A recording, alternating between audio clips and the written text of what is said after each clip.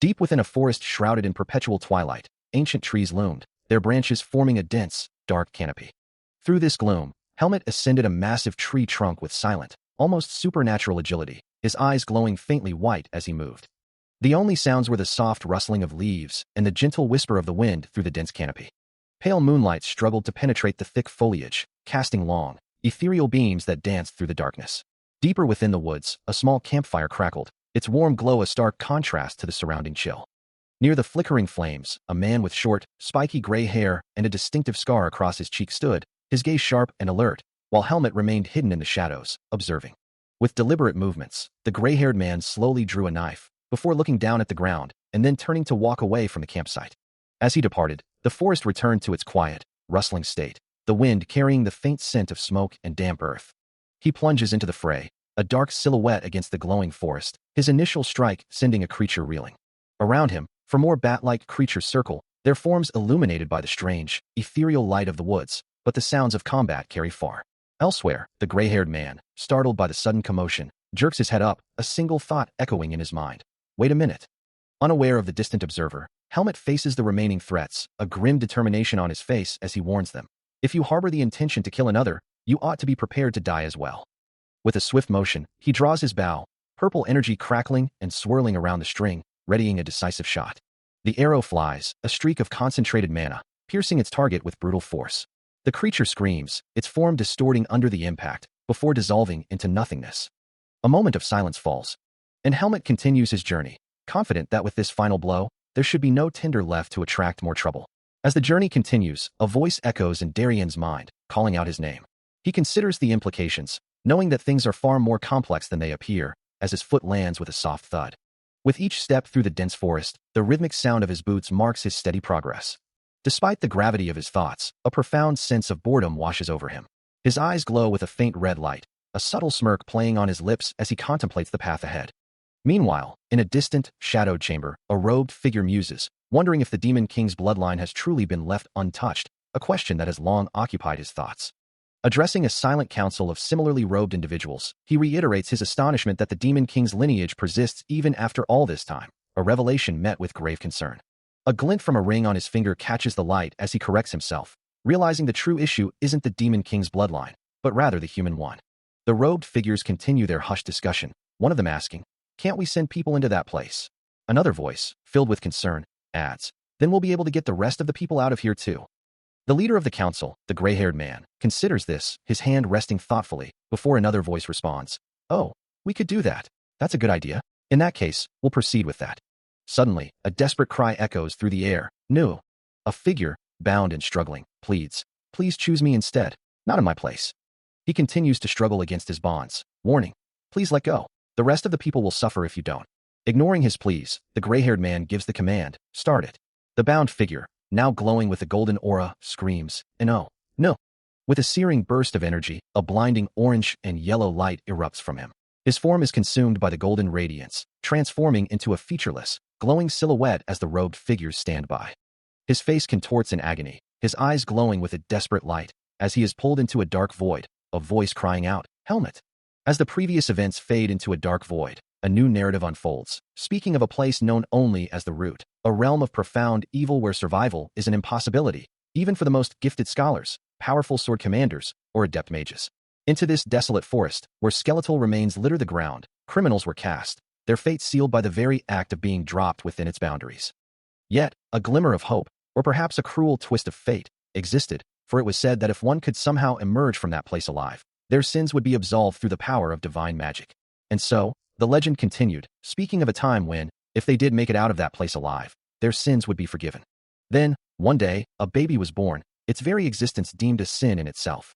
This child was dropped into the demonic depths, a place from which no one had ever escaped alive, the forest itself saturated with malevolent energy. Coldness and hunger became the child's constant companions, treating it harshly in the desolate environment. Yet, despite the overwhelming despair, deep within its body, something unexpected began to stir, like a seed growing within its very heart. A surge of raw energy erupted, enveloping the abandoned child. For 10 grueling days, he endured, the child surviving with an unyielding tenacity. Then, through the darkness, a pair of piercing, cyan eyes glowed, a massive beast stepping into the child's desperate world.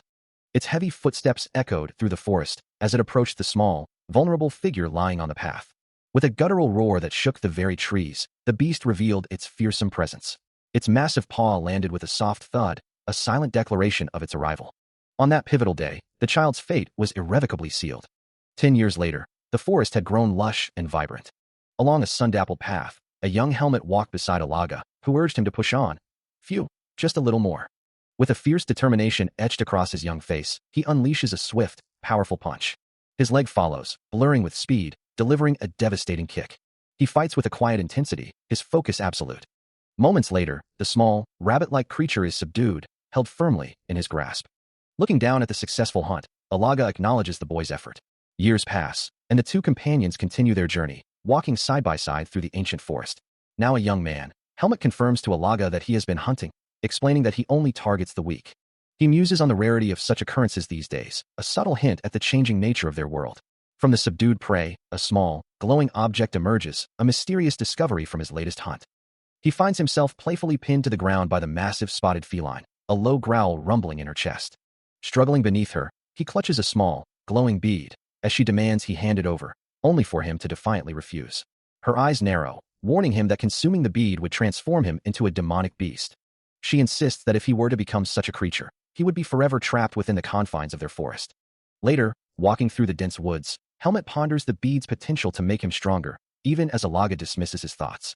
He admits to her that he is still too weak to venture beyond her territory.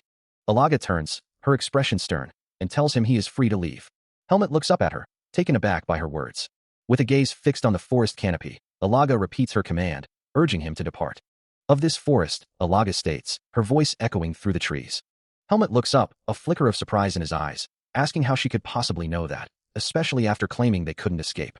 The great beast explains that while no one has ever gotten out, one person somehow managed it, proving it was indeed possible. He questions her words, a new thought forming in his mind. His gaze sharpens as he recalls the human he had met previously. Alaga expresses her surprise at his reaction, reminding him that he was the one who spoke of someone escaping, but Helmet's focus is on the unsettling similarity of that person's eyes to the one who trapped him here. Her own eyes glow with a faint blue light as she presses him for the location of this mysterious individual, questioning his inability to leave on his own free will. A dark, reddish aura begins to swirl around Helmet, and Alaga reveals the grim truth. That human has already succumbed, transforming into a demonic beast and feeding on the very bead Helmet possesses. As he turns and walks deeper into the forest, Alaga's voice follows him, a final warning that no matter how much he tries, he will eventually become a demonic beast, unable to endure the demonic energy of this place, simply because he was born in the darkness. It's been a long time since I last saw him, a voice muses, observing Darien walking deeper into the forest. He's probably around 20 years old now. Alaga's gaze sharpens, demanding, "Didn't you say that humans live up to 100 years old and beyond? Where did you meet that person?" Her expression twists into disgust. "I feel bad and regret you. You're determined to leave, huh? Disgusting. Don't you dare tell me to take care of him," she warns, her voice laced with frustration. "He might not even be there." "Whatever. Go then. Do as you please," she snaps, her patience wearing thin. "Who owns this place?" "It's part of this place," she insists, her voice echoing through the trees. As her words hang in the air, Helmet's eyes flash with a vibrant violet glow, a silent surge of power. Alaga recoils slightly, taken aback by his sudden display. "What?" Undeterred, he continues his path into the dense, shadowed woods, as Alaga's voice trails after him. I don't care if you die along the way." His deep violet eyes glowing with an inner power, Darien continues his determined trek into the dark, ancient forest, as an unseen presence observes his every move. There's a human in this forest, the presence muses, and he's a very strong human, who doesn't have the seed of darkness.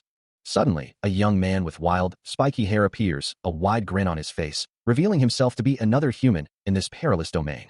His bare feet pound against the earth as he runs, thinking, "Who's just like me?" A gasp escapes him, his eyes wide with disbelief. He wonders if there was such a place here at all. Surveying the lush, unfamiliar landscape, he can't reconcile it with his memories. Standing atop a crude wooden fence, Helmet takes in the vast, verdant forest stretching before him.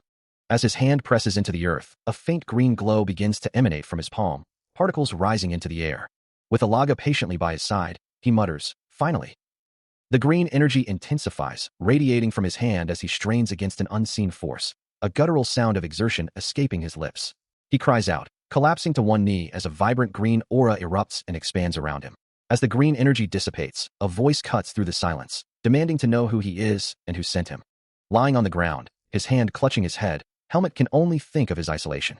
Standing over him, the gray-haired man speaks again, mentioning Alaga and wondering aloud if a human truly lived here. His light blue eyes narrow slightly, as if confirming a suspicion.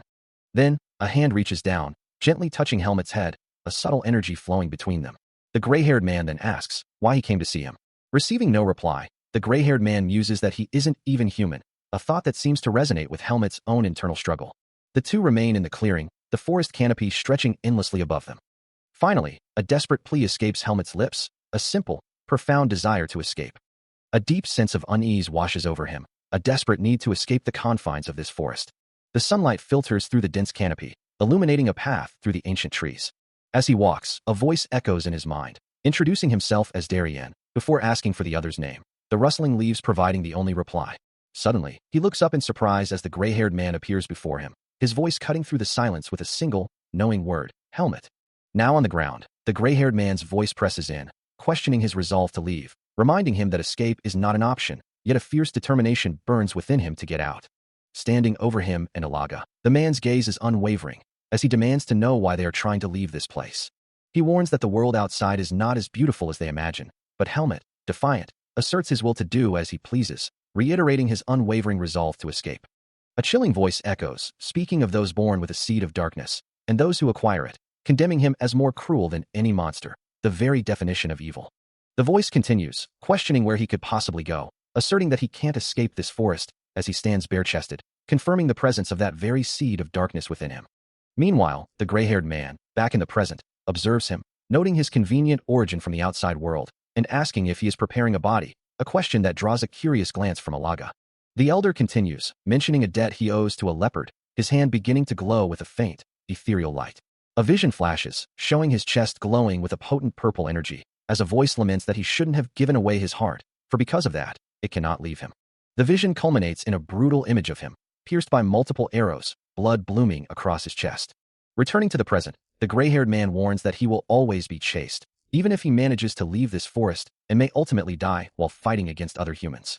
He then asks, with a knowing gaze, if the young man still truly wishes to leave this forest.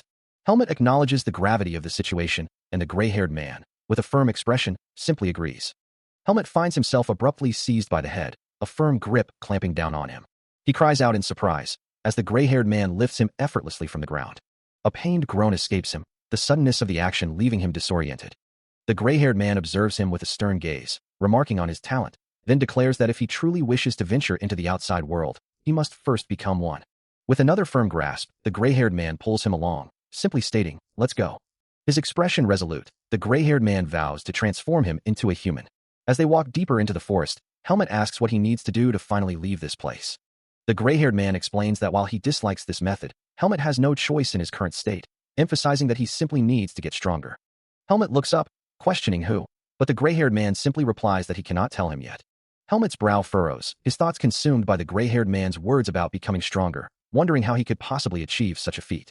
Meanwhile, the gray-haired man walks away from a rustic wooden hut, muttering to himself that he simply does what he can. Helmet, now called Darien, cries out in frustration, demanding to know why he has to endure such hardships.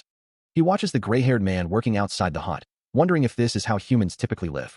The gray-haired man gestures to the dirty ground, asking if Helmet wanted to live like this, then dismissively states that it's far too filthy here. He then challenges Helmet, asking if he truly wished to remain in the forest, leaving the young man to clench his teeth in silent frustration. Inside the hut, Helmet stares at a simple straw bed, questioning what it is, only for the gray-haired man to inform him it's his new sleeping arrangement.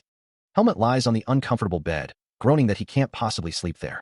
The gray-haired man scoffs, calling him a lazy bastard, then instructs him to get up, as he still has much more to do, and hands him new clothes to change into. Helmet finds himself in simple, unfamiliar clothes, lamenting the discomfort and the lack of proper attire for his new, rugged lifestyle. A thoughtful hum escapes him, as he considers his predicament. Later, trudging through the forest with a heavy bundle of sticks, the gray-haired man chides him for his slow pace, insisting they have much more to accomplish, to which Helmet retorts, questioning if he's merely a pack mule. The man continues his instruction, demonstrating how to prepare even inedible plants for consumption. He explains that while the root of a particular plant is toxic and won't satisfy hunger, its core contains pure demonic energy. Kneeling by a flowing stream, the gray-haired man then instructs Helmet on how to use the water to purify the core and remove its remaining demonic energy. Helmet hums in contemplation, as the man emphasizes that bare plants are the best and adaptation is key to forest survival. A flash of purple light emanates from his eyes as Helmet's frustration boils over, admitting he possesses no such knowledge of these survival skills. Despite his protests, he finds himself carrying 2 heavy buckets of water, questioning the relevance of this task to his training. He'd been making him do chores for days now, and the young man couldn't help but wonder if his tormentor was pushing him a bit too much. Before he could voice his complaints, a sudden burst of power sent him flying backward, splashing into the water with a cry of surprise. Alaga, the beast folk, looked down at him with an annoyed expression, asking Darien what he thought he was doing and why he was so reluctant to follow her simple request. She reiterated her question, her gaze firm as he lay on the forest floor, still reeling from the unexpected shove.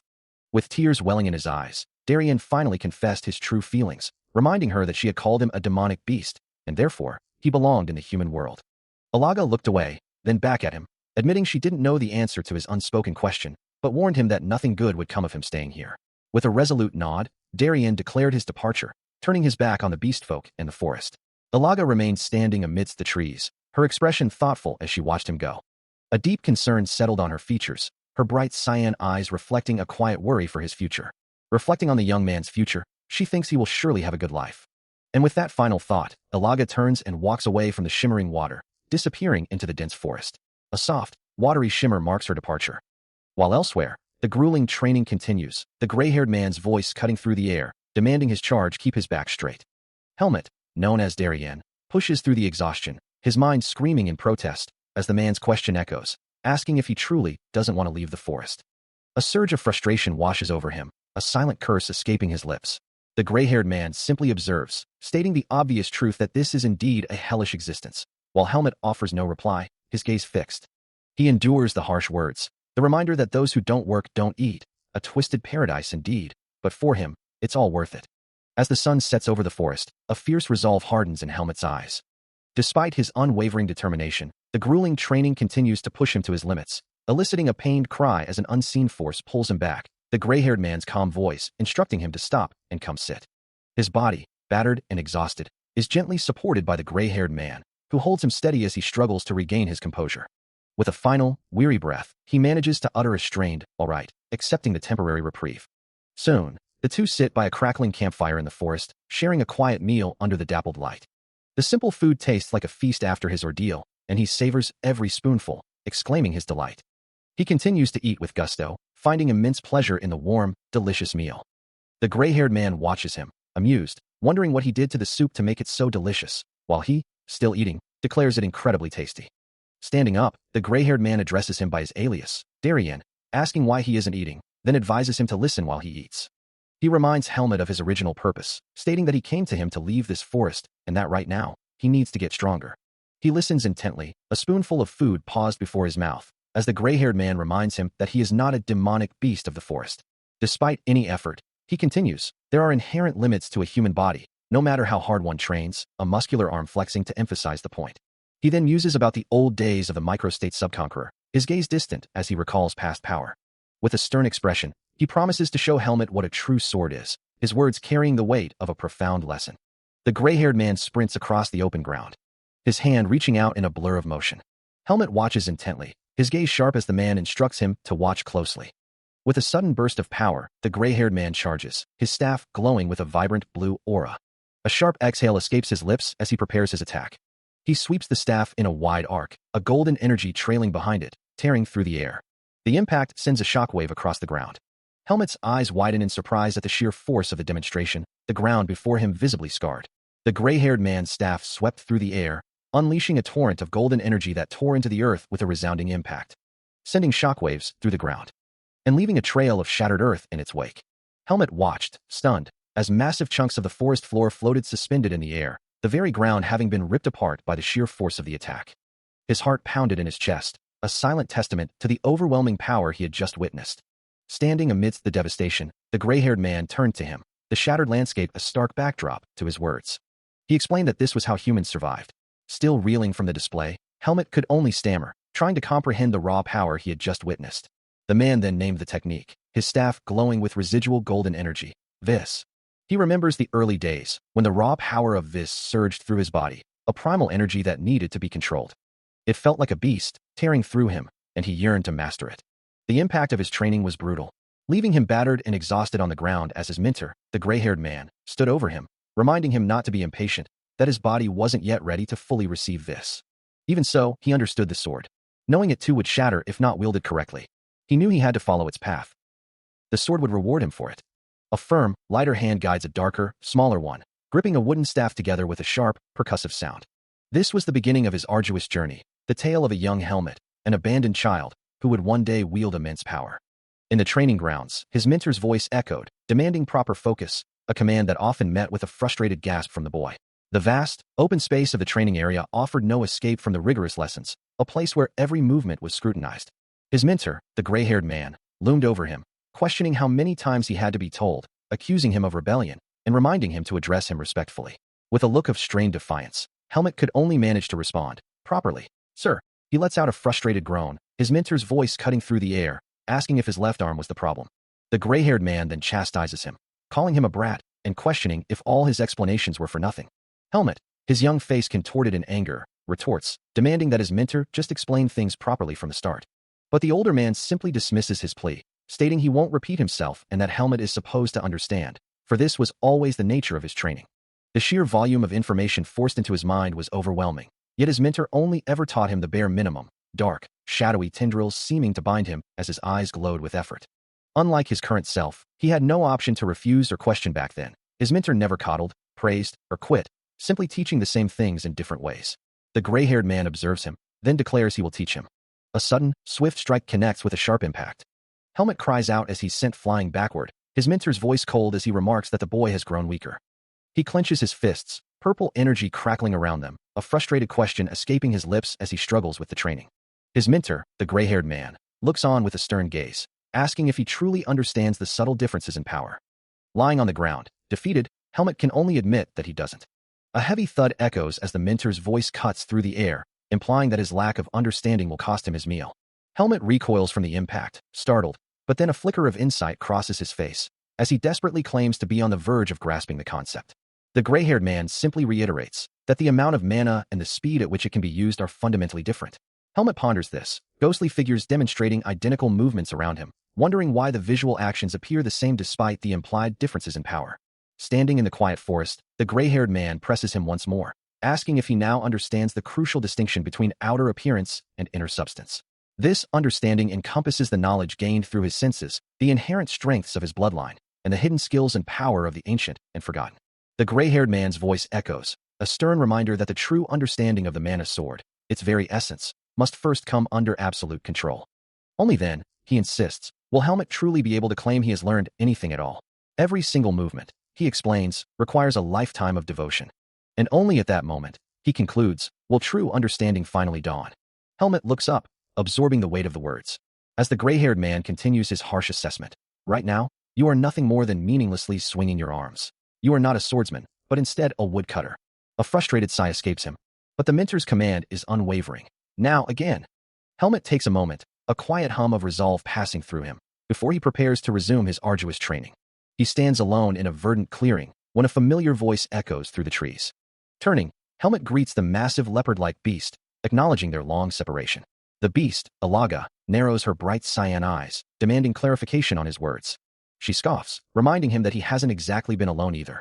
Helmet explains that he was bound to her, and that he truly wished to remain by her side. Alaga's frustration mounts, questioning his loyalty and his silence regarding Hunt.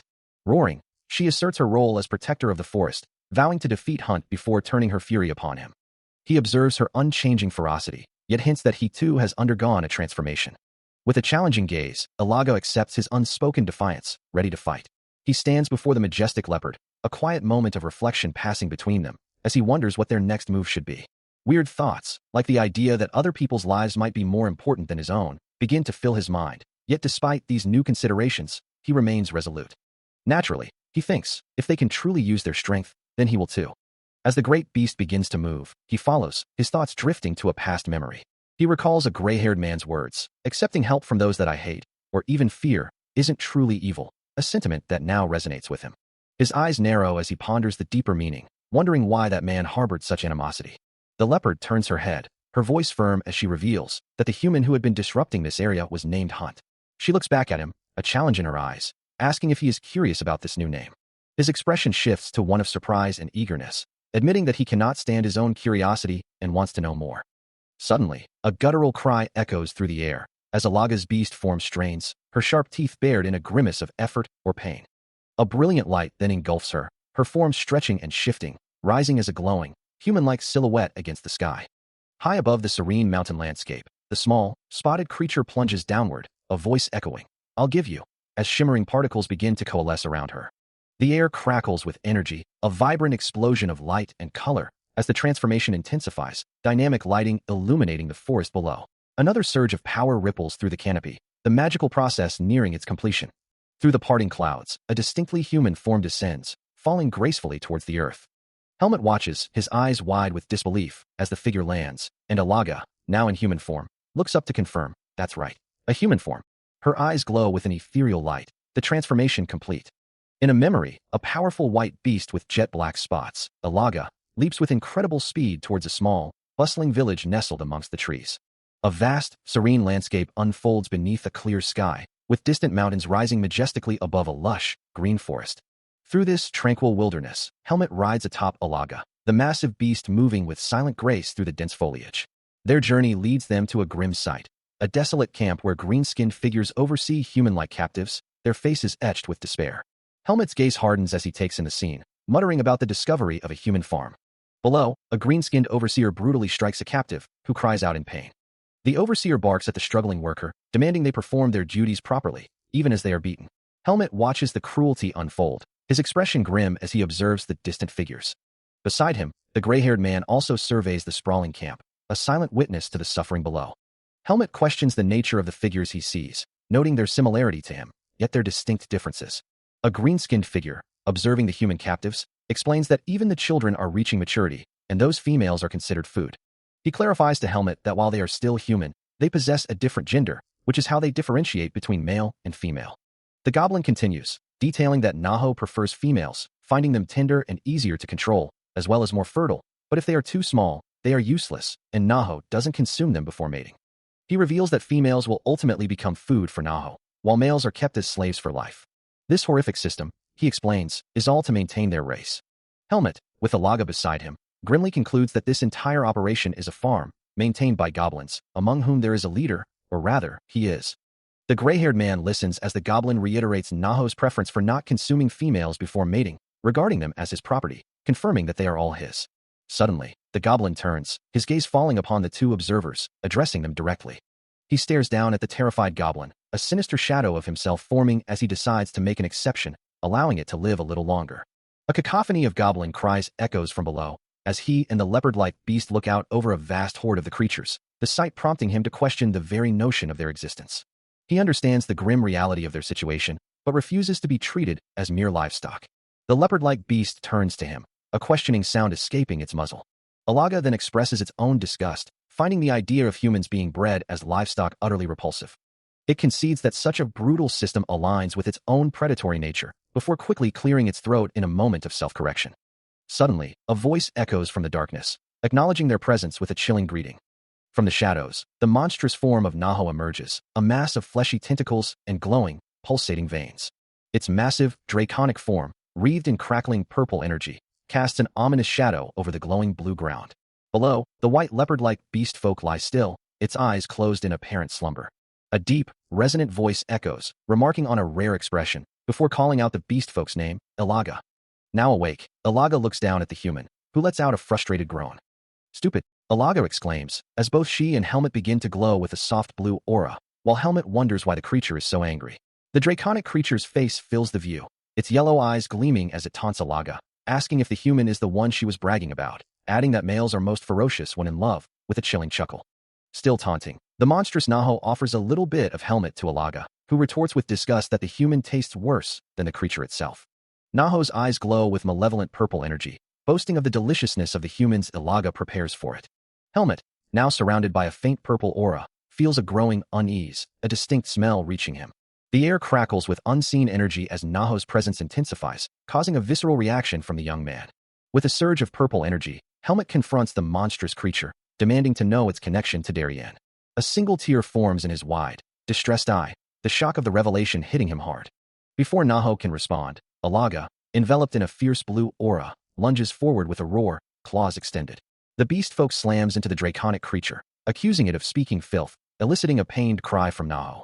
Alaga, now fully engulfed in brilliant blue energy, continues its furious assault, pushing the monstrous Naho back as it taunts about preparing Alaga's old friend's meat. It had only been a few months since Helmet destroyed the barrier, yet the figure standing amidst the burning stakes was already too strange for any observer not to be wary of him. Alaga, however, dismisses any notion of a connection to Darien, simply stating that he is not related. So, he growls, accusing Naho of lying, and threatening to crush the creature if it weren't for the presence of others. His fangs bared, the leopard-like beast vows to rip Naho into shreds. But Naho, recoiling slightly from Alaga's lunge, merely laughs, claiming it was all a joke and that it doesn't wish to fight, given their long acquaintance. Alaga pauses, turning his head slightly, more importantly questioning why Naho, if so powerful, can only manifest in such a limited form, hoping it knows why. Naho retorts with disdain, finding Alaga's very presence, having for all over my territory, an annoyance. I don't like the idea of that, Alaga states flatly, as Naho's serpentine form begins to slither away. With a final, faint hiss, the purple-scaled creature retreats completely, leaving Alaga alone. Helmet lets out a strained breath, his form hunched in a dark, confined space. Meanwhile, in a serene, sun-drenched landscape, Naho observes the tranquil river, a thought crossing its mind about the scene before it. Back with the young man, Naho's voice cuts through the air, addressing Helmet with a familiar, almost mocking tone. Its eyes glowing with an intense blue light, the creature remarks on its own cautious nature, implying a reason for its current location. Helmet, his expression serious, acknowledges the uncertainty of the situation, then agrees to Naho's implied suggestion. Naho then questions his somber mood, advising him to be more mindful of his emotional state. As the creature moves closer, it dismisses his current struggles as a product of his youth, then calls out to him directly. Helmet ponders for a moment, then asks Naho if he believes he can ever achieve a similar level of strength. Naho turns away, its response curt, flatly refusing the role of a teacher, finding the prospect uninteresting. He recalls Darien's words, that resting is also a part of his training, but finds it rather boring not swinging a sword. Naho explains that her level is beyond what normal humans could ever hope to achieve in their entire lives. His eyes widen, taking in her words. She continues, acknowledging it won't be easy, but there are other ways. If he truly wishes to become stronger. Naho advises him to get out of the forest. Their gazes lock for a final moment. As she begins to walk away, Naho senses a human approaching. Left alone, he clenches his hand around something, his resolve hardening. In a memory from his past, a gray-haired man, carrying a spotted leopard-like creature over his shoulder, remarks on the creature's constant companionship with a young boy. The man then addresses the boy directly, calling him Darien. With a gentle suggestion, he proposes they return for the day. Young Darien looks on, his violet eyes reflecting a quiet thoughtfulness. As the gray-haired man turns away, the leopard-like creature remains draped over his shoulder, its gaze fixed. Its bright cyan eyes hold a deep, knowing expression. As the creature speaks, offering a solemn vow to watch over him. Darien's young face, framed by his dark hair, shows a flicker of understanding, a quiet acceptance of the creature's words. The path winds through a vibrant, sun-dappled forest, where a young Darien walks beside the gray-haired man. As Alaga follows close behind, her gaze fixed ahead. Her powerful, spotted paws tread softly on the forest floor. A sharp grimace twists his lips, revealing teeth clenched in agony. Helmet lies in bed, clutching his stomach, the pain so intense it feels like he might die. The gray-haired man watches over him, a deep concern etched on his face, as Helmet whispers his despair. Helmet, eat this, the older man insists, holding out a bowl. It's not going to get better otherwise. The contents of the bowl are a bundle of green, leafy herbs, identified by Helmet as poisonous. Despite his protests, the gray-haired man forces the concoction down his throat, and Helmet immediately reacts, spewing forth a torrent of glowing, yellow-orange energy. Holding the convulsing young man close, the gray-haired man's face is a mask of grim determination, vowing to help him survive, even if it means the end of the world. Helmet convulses violently, a desperate plea escaping his lips as the herb forced upon him begins its agonizing work, yellow-orange energy already flickering around his eyes and mouth. A guttural scream tears from his throat, as a blinding surge of that same vibrant energy erupts from his entire being, forcing his eyes to glow with an unnatural light. Still held firmly by the gray-haired man, Helmet continues to writhe, the man's voice cutting through the agony, reminding him of his name. Years earlier, a younger Helmet stands alone on a precipice, the vast world stretching out before him as he recalls Darien's words about the importance of rest and training. He muses on the passage of time, wondering if it has been 5 years, or perhaps even 4, since he last truly wielded a sword. Suddenly, the scene shifts to a dense forest, where the younger Helmet moves with practiced grace, his sword a blur as he cuts through the undergrowth. He brings his blade down with powerful force, striking a massive, ape-like creature that lunges from the shadows. With a swift, fluid motion, he continues his assault, his body twisting as he delivers another precise strike. Resting by a tranquil river, Helmut recalls Darien's words, that even rest is a vital part of his training. Yet he finds himself bored without a sword in hand, as Darien observes him, noting his growing enjoyment of the process and the medicinal cleanse he's undergoing. Helmut then asks his mentor to bring the second dose, addressing him directly, Darien. As he practices with a wooden sword, a green aura flaring around him, he muses that his body feels remarkably light these days. Wondering if it's due to the herb he took or perhaps his recent lack of appetite, Darien dismisses the latter, stating that it's more likely the morning after effect of the cleanse. Helmut acknowledges this, as Darien continues, explaining that it's been months since he began clearing the demonic soil, then calls his name, Helmut, emphasizing that this is precisely why he is now so strongly built. He adds that a body untrained cannot handle the herb, implying Helmut should be grateful for his progress. He recalls Darien's words, that even rest is a part of his training, yet he finds himself bored without a sword in hand. His mentor's voice echoes, explaining that the techniques he hadn't been taught before were simply beyond his previous level, and now, the real training is about to begin. With a stern gaze, he prepares himself as Darien declares, so, starting now. Darien watches him intently, his expression unwavering. Then, with a sudden, fluid motion, Darien begins to move. His body twisting with controlled power, his feet digging into the earth as he channels his energy, culminating in a focused strike. A sharp, resounding impact echoes through the forest as a golden aura flares around his hand. Helmut strains, his muscles taut as he grips his sword, pushing himself to the limit. Meanwhile, Darien demonstrates the true mastery of this, explaining how to channel it deep into the body, controlling its flow, and then incarnating it into a tangible force.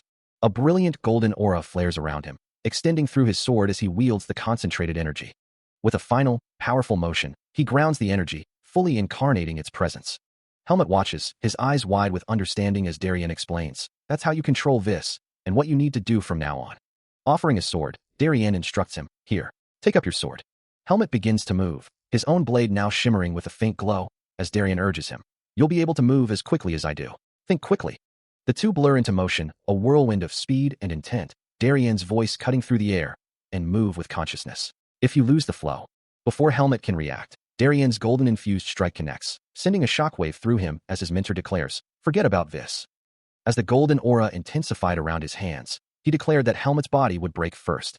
The impact sent a shockwave through him, forcing a pained gasp from his lips. His mentor's face remained grim and focused, the attack unrelenting. Helmut reached out, a golden shimmer of vis flaring around him, trying to brace against the overwhelming force. Another explosive impact, blinding light erupting at the point of contact. The force lifted him off his feet, sending him hurtling backward through the air. He landed hard, struggling to rise, and cried out, questioning if his mentor was trying to kill him as the gray-haired man approached. Standing over him, Darien's voice was stern, telling him he didn't teach him to be like this, urging him to breathe. Though exhausted, Helmut pushed himself up, his gaze resolute as he gripped his staff. Helmut's face contorts in a silent scream of effort, his eyes glowing with a fierce red light as he pushes past his limits. Suddenly, he is launched violently into the air, a powerful, unseen force sending him spinning upwards. Darien watches his student's trajectory, calmly stating that one must utilize their power to take in more energy, to truly feel the power. Helmut crashes back down to the earth with a heavy impact, a pained groan escaping him as he hits the ground. Yet, he pushes himself up, defiant, declaring that there's no way he can be perfect. Darien simply responds that from the start, they will continue to train this way, and it's fine if it takes time. With another surge of power, Darien strikes again, his hand glowing with a vibrant blue aura as he sends another shockwave toward Helmut. The impact ripples through Helmut's arm, the blue energy crackling around him. Despite the relentless assault, Helmut stands his ground, his gaze unwavering as he endures the training. His eyes burning with resolve, he reaffirms his commitment, your will. A swift, powerful strike from Darien's staff connects, sending Helmut reeling from the impact of the green energy, as Darien urges him, quicker.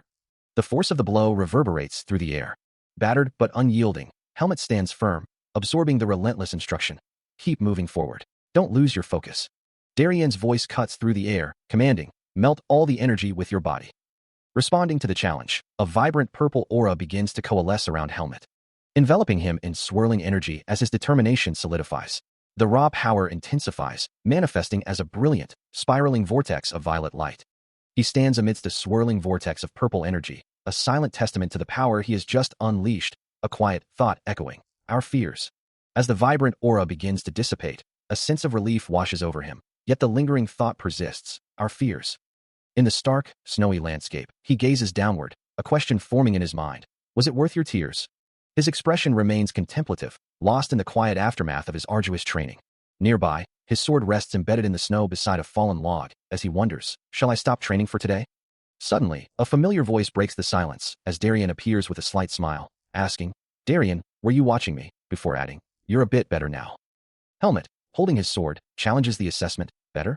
I think I'm still lacking. He then turns the question back to his mentor. Anyway, how about you, Darien?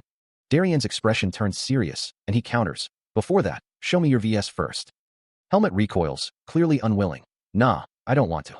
Darien, however, is unyielding, reminding him, I did that last time, and you refused to duel me after saying I was still lacking. He then commands, just do it.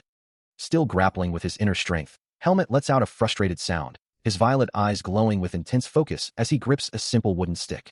Meanwhile, Darien observes him, noting that Helmet remains unchanged, even as he kneels, enveloped in a swirling dark purple aura, his face etched with exhaustion. He mutters that it's still not enough.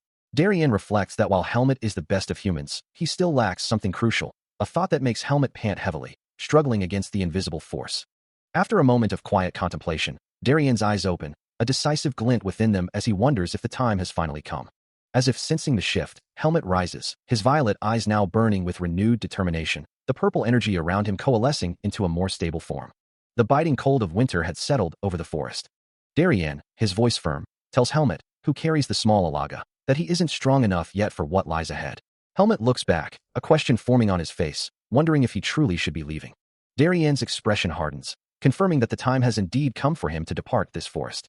He explains that if Helmet's current best isn't enough, he won't survive the trials of the Divine Badge. Darien emphasizes that this is the only chance, urging him to listen carefully as he prepares to explain everything. He tells Helmet that by leaving, he will finally be able to see the wider world. Darien instructs him to find the remaining Divine Badges to grow stronger, mentioning a new, safe dungeon area where he can train to protect the world. Helmet listens, his resolve firming. He recalls Darien's words, that even resting is a vital part of his training, yet a scoff escapes him as he finds himself bored without a sword in hand. A human who can overcome the two-headed snake barrier, he muses, must be truly formidable. But there is someone who did, he acknowledges, his gaze drifting to a distant, cloaked figure in his memory. There is a legend of the two-headed snake's protection, and the village chief Irudo should know more. No legend is born without a reason, he thinks, the image of his mentor still lingering in his mind. Lastly, he considers the human world, where he will experience both joy and sorrow. Only the one who can enter, he reminds himself, may find the true path to strength. He reflects on the silent, unwavering presence of his mentor, always standing without a sound. It's not something you can stop, he concludes, nor can it be avoided, for when that time comes, he will feel both forgetfulness and regret. He endures the searing pain, the frustration, and the regret that threaten to consume him, knowing it is all part of the path. Yet, he clenches his fist, reminding himself that under no circumstances must he lose himself. His mentor's words echo in his mind, a stern warning. Later, kneeling before the wise, white-haired Darien, Helmet is met with a direct question from the elder. Do you have any questions? Clenching his hand, he recalls Darien's earlier statement, asking, You said you had no intention of going with me, right? The elder's gaze remains unwavering. And as Helmet turns to leave, Darien's voice follows him, stating, If you have nothing more to say, I'm going to take a nap. Then, with a slight chuckle, he adds, I have something to give you. Come back in the morning. The mentor watches him go, a hint of amusement in his tone as he muses, No one has ever said no to me after all this. Helmet continues his journey, the path now leading him through a desolate, snow-covered landscape, his steps echoing the solitude of his chosen destiny. His journey continued through the desolate, snow-covered mountains, the biting wind a constant reminder of the harsh environment. Each step was deliberate, his gaze fixed on the winding path ahead, a solitary figure against the vast, frozen wilderness. His violet eyes, usually sharp and focused, now held a hint of weariness, reflecting the quiet struggle within. A familiar presence emerged from the snow-laden trees, the white leopard Alaga, observing him with keen, cyan eyes. Kneeling to meet her gaze, he murmured, You don't trust me, do you, Alaga? A quiet understanding passed between them, a silent acknowledgement of his unspoken feelings. Later, standing before a mystical, glowing tree, he reflected on his progress, thinking, I can finally leave my mark, but a profound sense of unease settled over him, leaving him to simply conclude, I feel. Suspended in a void of introspection, he found himself grappling with emotions he couldn't name, admitting, complicated. I don't know why. The question echoing in the emptiness around him. Why am I feeling like this? Alaga watches, her bright cyan eyes fixed on the distant figure, a silent thought forming in her mind. It is proof, she muses, that he is slowly becoming more human. Her gaze softens, a rare moment of contemplation for the powerful beast. Meanwhile, Helmet's hand reaches out, firmly pressing a button on a sleek, metallic device with a soft click. Alaga's expression shifts to one of urgency, her single word a clear command, go. Responding to her directive, Helmet steps into a dimly lit, rustic wooden room. His deep violet eyes scan the interior, taking in his new surroundings with a focused intensity. Seated calmly on the wooden floor, an older man with a gray beard and hair waits, surrounded by an array of weapons. His weathered face, etched with experience, holds a stern, unwavering expression. Helmet's thoughts drift to a familiar name, a memory of Darien, who once told him that resting was also a part of his training. Yet, a sense of unease lingers. As he recalls Darien's words, a vague feeling suggesting that not swinging a sword felt boring. Meanwhile, the older man with white hair stands waiting. As Helmet, having made his decision, declares it's time for him to go. He steps into a simple wooden room, where the stern-faced elder awaits, surrounded by an array of weapons. Helmet's gaze is unwavering, his expression firm. The older man's face, weathered and serious, stares back with an intense, unyielding gaze. Helmet meets his stare, ready for whatever comes next. A memory flashes, showing Darien from behind, his voice echoing a solemn promise. The scene shifts to a desolate, snow-covered forest, its bare branches reaching towards a muted sky. Where Helmet stands before a rustic cabin, the low rumble of Alaga beside him breaking the silence. The great beast observes him, remarking that a certain lifespan had reached its end, prompting Helmet to question if Alaga had known all along, a profound sense of loss hanging in the air as someone had indeed passed. Helmet's expression tightens with sorrow, but Alaga gently admonishes him not to wear such a face. The wise creature continues, explaining that every beginning has an end, and there's no need for him to be so upset, as looking like he's about to cry isn't a good look. Suddenly, Alaga makes another low, rumbling sound, drawing Helmet's attention, who asks what it is. With a piercing blue gaze, Alaga instructs him to take a look. A hand, presumably Helmet's, reaches out to reveal a gleaming golden locket. The golden locket Alaga holds gleams, a rare and precious metal. As Helmet takes it, he reads the inscription, a blessing etched into the metal, let there be light on your path. Below the blessing, another name is visible, Margaret Irene. Helmet looks up, asking if it belongs to the leader, but Alaga clarifies it's likely her mother's name. She explains that as one grows older, they get to meet her. Even with that, Alaga expresses a lingering concern, knowing that if she enters his territory, he will surely react. Helmet's gaze hardens, his resolve clear as he assures her he can handle it himself. Alaga accepts his decision, then asks a poignant question, wondering if he has lost his only lover. Without a word, Helmet turns and walks away, leaving Alaga to watch him go. As he walks away, a final thought echoes in his mind, live long. Behind him, the great beast watches his departure, a soft sound escaping its muzzle.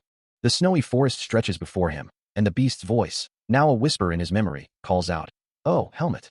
His boots crunch softly on the snow-covered path as he replies, "You take care as well." He continues his solitary journey, leaving only footprints in the pristine white. The snowy landscape gradually fading into the encroaching darkness. Eventually, a desolate, snow-covered village appears in the distance, its structures crumbling under the weight of neglect and winter, a lone figure standing amidst the ruins. A creaking sound echoes as the cloaked figure, shrouded in shadow, seems to observe the surroundings. Inside a dimly lit, decaying room, the cloaked figure stands before a bald, scarred man, who sits in silence, a tense quiet filling the space. Suddenly, the bald man's eyes widen in shock as a hand, emanating a soft, golden glow, reaches towards him, its magic illuminating his startled face. The bald man's eyes are wide with terror, reflecting an unseen, blinding light. A cloaked figure holds him firmly from behind, their voice a low command, "Don't move." A system interface displays the profile of Helmet, also known as Darien, the Forsaken Child, while simultaneously introducing the ominous concept of black magic and evil power. This dark force, known as black magic, is explicitly defined as an evil power. It possesses the terrifying capability to empower even the weakest of mages, standing apart from numerous other magical disciplines. Yet, there are those who dare to trespass boundaries never meant to be crossed, seeking forbidden strength. In his relentless pursuit of potent magic and power, a mage named Irugo, always consumed by envy and jealousy of others, chose a treacherous path. He embraced the path of black magic, believing he lacked sufficient talent otherwise, and for his dark purposes, the raw, dark emotions of humans became his necessary materials. The suffering and fear extracted from his victims only served to make Irugo even more malevolent. Growing ever more powerful, his heinous atrocities were eventually exposed to the world, leading to his capture and sentencing. Faced with a choice between death or exile, and to avoid immediate execution, Irugo chose the desolate forest of roots. He finally encountered the two-headed snake there, gaining permission to stay within its territory in return for his submission and sacrifices. Using magic, he gathered humans and monsters with ease, making them immortal so they would consent to the sacrifices. This was how the human farm was made, and Irugo became its king. While other humans were treated as mere livestock, the true master of the territory, Naho, never interfered with Irugo's work. Thus, while serving Naho, he could now offer sacrifices. However, every winter, he couldn't help but feel nervous, because when Naho went into hibernation, bloodthirsty demonic beasts would attack the farm every day. But even in such misfortune, Irugo found complete satisfaction in his new life. Damn it, he mutters, frustrated that winter is always the problem, as a hand holding a sword appears, asking, "What do you want?" The gray-haired man then reveals his purpose, stating that he heard Irugo knows the method to get through the forest of roots, demanding he share it, and then asks, "You guys are happy for me, aren't you?" Irugo, his scarred face contorted in fear, asks if the figure before him is truly the one he heard about, the one who took a disciple. Helmet, his expression unwavering, simply asks, "Why should it matter?" The bald man, trembling, insists that it matters because he will die if he doesn't answer. Irugo then warns that if the Lord who will wake up from the forest of roots comes, everyone will die, including his interrogator. Helmet, unfazed by the threat, asks if Irugo thinks he cares about Lord Naho, reminding him that he's just a mere human, and that his opinion doesn't matter. Irugo, his eyes wide with terror, tries to warn him not to provoke the Lord, but Helmet simply tells him not to try any tricks. The bald man, now desperate, pleads that if Helmet falls, no one will be able to stop the Lord, asking how he could be so arrogant. Helmet acknowledges that he has heard rumors about the Lord, but states he will find out the truth eventually, even if it means tearing down Irugo's house, because he simply wants to simplify the process. Irugo's face contorts in a silent scream of terror, his eyes wide with dread as Helmet's words sink in. The bald man, his scarred face grim, acknowledges the young man's resilience, declaring him a tough one. Helmet, his violet eyes unwavering, simply looks up. Now holding a gleaming sword, the bald man stands over Helmet, who calmly holds a flickering candle, illuminating the dark, cavernous space. As the conversation continues, a title card appears, revealing the name, Helmet, the Foundation Child. Footsteps echo through the oppressive silence, a rhythmic cadence in the darkness. Helmet leads the way, his form silhouetted against the dim light as they descend a winding, stone staircase, the bald man following close behind. "None of your business," Helmet states flatly, his voice cutting through the gloom, as the bald man continues to walk away, a faint clinking sound accompanying his movement. "You know, I found out a lot about you," the bald man muses, his voice carrying through the dark. "No one lives there now, and the forest is empty." Helmet turns his gaze forward, his expression unreadable. "Seeing as how you're here," he begins. It means he's got no intention of leaving this place. The bald man turns to face Helmet, his eyes narrowed. "To him?" he questions, a hint of surprise in his tone. Irugo presses him, demanding to know why he remains silent, asking if he has no answers. Believing his opponent to be dead or incapacitated, Irugo reaches out, a sinister chuckle escaping him. His voice sharp with command, he orders the other to hand something over, a firm hold up, accompanying his grab. But Helmet's expression hardens as he challenges Irugo's assumptions, asking what he truly thinks about his hidden power and his life in this place. A faint violet glow emanates from his eye as he dismisses Irugo's words as mere nonsense. A sudden, unseen force sends Irugo recoiling violently, his face contorted in shock and pain as he realizes the true strength before him, exclaiming that everyone else here is weak. Still reeling from the blow, Irugo desperately offers everything he has in the cave, but Helmet's cold reply indicates he has no need for such things. As Irugo, now on the ground, offers his complete surrender, Helmet draws a gleaming sword, its tip pointed directly at the bald man, asking if he truly doesn't want his offer. With a decisive motion, Helmet acknowledges Irugo's insistence, concluding that there is no other way forward. Helmet finds himself bored, despite Darian's insistence that rest is a vital part of his training, and a book Darian made him read before leaving suggests that some things are inescapable. Meanwhile, at the same time, a distant waterfall cascades, hinting at a place where one might bypass formidable monsters. Still, he muses, not swinging a sword feels rather dull, as the narration warns that anyone who has seen a certain face would turn to ashes. Though he doesn't particularly like Irugo, Helmet declares that he will spare his life. Gripping Irugo by the neck, Helmet warns him not to dwell on his life, reminding him that his survival is only by Helmet's allowance, a lesson he learned from Darien. Irugo's mind flashes to a monstrous visage, a terrifying image that the narration repeats would turn anyone who saw it to ashes. With a pained groan, Irugo collapses to the ground. He remains on his knees, hands raised in surrender, surrounded by other figures, still letting out a choked cry. Standing over the defeated man, Helmet delivers his final judgment. Irugo will be released after some time, but he must not do bad things from now on. He stands over the bound figure, who glares back with defiance, daring him to believe he could escape this forest alive. A faint smirk plays on his lips. He simply replies, "Of course." The bald man remains bound to a stone pillar, his fate entirely in the hands of his captor. Meanwhile, a thought crosses Helmet's mind, that without a sword to swing, things have become rather dull, as the bald man's eyes widen in terror, a purple aura beginning to emanate from his body. His face contorts into a grotesque mask of fear and rage as he screams that he will crush something into tiny bits. The vision intensifies, and he cries out desperately, "Lord Nano, please wake up." Within his mind, a dark, cavernous space glows with eerie green symbols, a terrifying landscape of his inner torment. The very ground beneath Irugo begins to crack and shatter, erupting with a malevolent purple energy. From the depths of his torment, a massive, dragon-like creature, formed of dark purple energy, begins to claw its way out of the fractured earth. Its monstrous form fully manifests, surrounded by an intense, swirling aura of dark power. The creature lets out a silent, terrifying roar, its very presence crackling with malevolent energy. The hallucination intensifies, blurring the edges of Irugo's reality into a chaotic swirl of purple light. Consumed by terror, Irugo faces the looming apparition, his voice trembling as he denies its accusations, insisting, "You wouldn't bring me up for trivial, petty things. And not at all. It's a grave matter." Helmet watches the spectacle with a detached gaze, a faint smile playing on his lips as he muses, "I'm sure you'll understand it soon enough." Meanwhile, Irugo's screams grow louder, pleading, and his existence is right now. Darien. Overwhelmed by the mental assault, Irugo lets out a guttural scream of pure agony, green energy violently erupting from his body as Helmet continues to observe.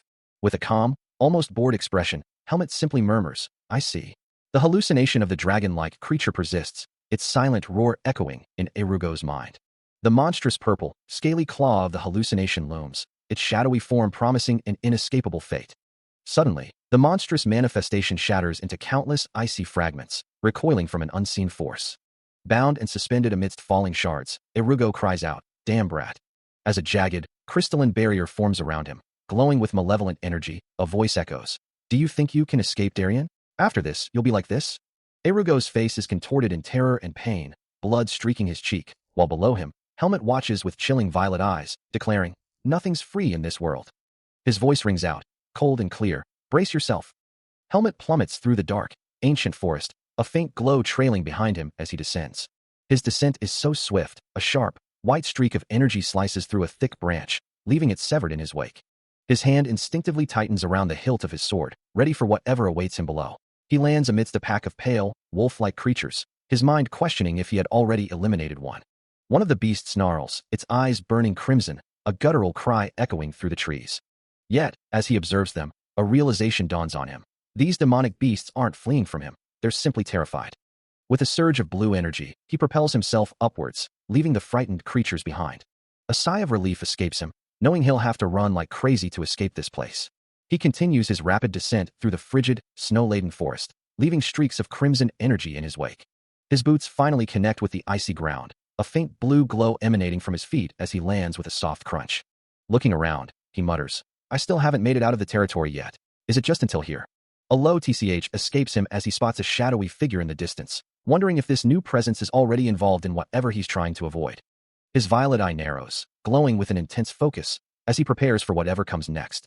Enveloped in a fierce crimson aura, he charges forward, his attack a blur of motion. But before his strike can land, a massive, dark, clawed hand erupts from the shadows, intercepting his momentum with terrifying force. The monstrous entity fully reveals itself, its form wreathed in dark energy, as it addresses him with a chilling voice, "Greetings, child." Still defiant, he stands his ground as the monstrous entity warns him to leave its domain. With a determined gaze, he retorts that he cannot kill a protected beast if it simply leaves, before declaring his intention to beat it first. The multi-headed creature, its red eyes glowing, mocks his fragile human form. Its massive, clawed hand descends, purple energy swirling around it, as it declares resistance futile.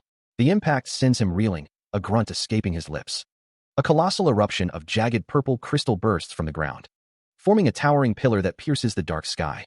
Lying defeated amidst the debris, he curses the overwhelming power of the roots. He recalls Darien's words, that even resting is a part of training, yet finds himself bored without a sword in hand. Suddenly, the colossal, multi-headed creature before him lets out a guttural roar, its purple energy flaring with renewed intensity. Helmet watches, his gaze sharp, knowing he must regain his focus. The monster's glowing red eyes bore into him, a silent, deadly challenge. He feels the immense pressure, but forces himself to remain calm, reminding himself to keep his wits about him. The opponent is strong, he acknowledges, but an opportunity will come. The monster, however, gives no quarter, charging a massive orb of pink energy, its form glowing ominously. It unleashes the devastating blast, sending a wave of destructive force directly at him. Helmet braces himself, purple energy flaring around him, ready to meet the impact head-on. He plunges downward, a blur of dark energy. His form a streak of purple as he slams into the monstrous crystalline structures, his armored foot connecting with brutal force. He continues his assault, a whirlwind of motion against the unyielding crystal. Yet, even as his hand glows with concentrated power, he realizes the futility of his efforts against the impenetrable ice, his gaze drawn to the monstrous eye of the creature. The massive beast responds, its glowing purple eye narrowing slightly, as if acknowledging his shift in focus. Helmet, now a focused projectile of dark energy, closes the distance with impossible speed. His intent clear, a direct strike to the monster's vulnerable eye. With a sickening crunch, his attack connects, green ichor erupting from the creature's wounded orb. He curses under his breath, the situation far more dire than he'd anticipated, wondering if he'd truly grown stronger or if he was just deluding himself. Yet, a flicker of resolve ignites within him. He refuses to let this be his end, not when he's come so far. The only option now is to escape, to find a way out of this impossible bind. As the colossal, serpentine entity looms before him, its scales shimmering with dark energy, Helmet can only utter a single, frustrated curse. But curses quickly turn to action as he lunges, striking the monster's head with a burst of purple energy, a sharp impact echoing through the cavern. Yet the creature barely flinches, prompting his incredulous cry. Despite its resilience, the blow finds its mark, sending a spray of dark blood across the air. A pained shriek escapes the monster as it recoils, its massive form momentarily stunned, giving Helmet a fleeting moment to assess the damage. With renewed determination, Helmet channels more energy, his body crackling with purple light, ready to unleash another devastating assault and rid himself of the monstrous threat. He moves with blinding speed, a blur of motion and purple light, continuing his relentless attack against the wounded beast. A blinding flash of white energy erupts, striking the monstrous entity with devastating force, sending its massive, serpentine form recoiling through the air, its purple scales shimmering amidst the chaotic energy. The monster snarls, its voice a guttural rumble, acknowledging that its opponent had managed to hide after getting hit by that attack. It then muses on its own injury, realizing that since it had lost a leg, it would be harder for the human. Its glowing purple eyes narrow in rage, cursing the damned child who dared to wound it.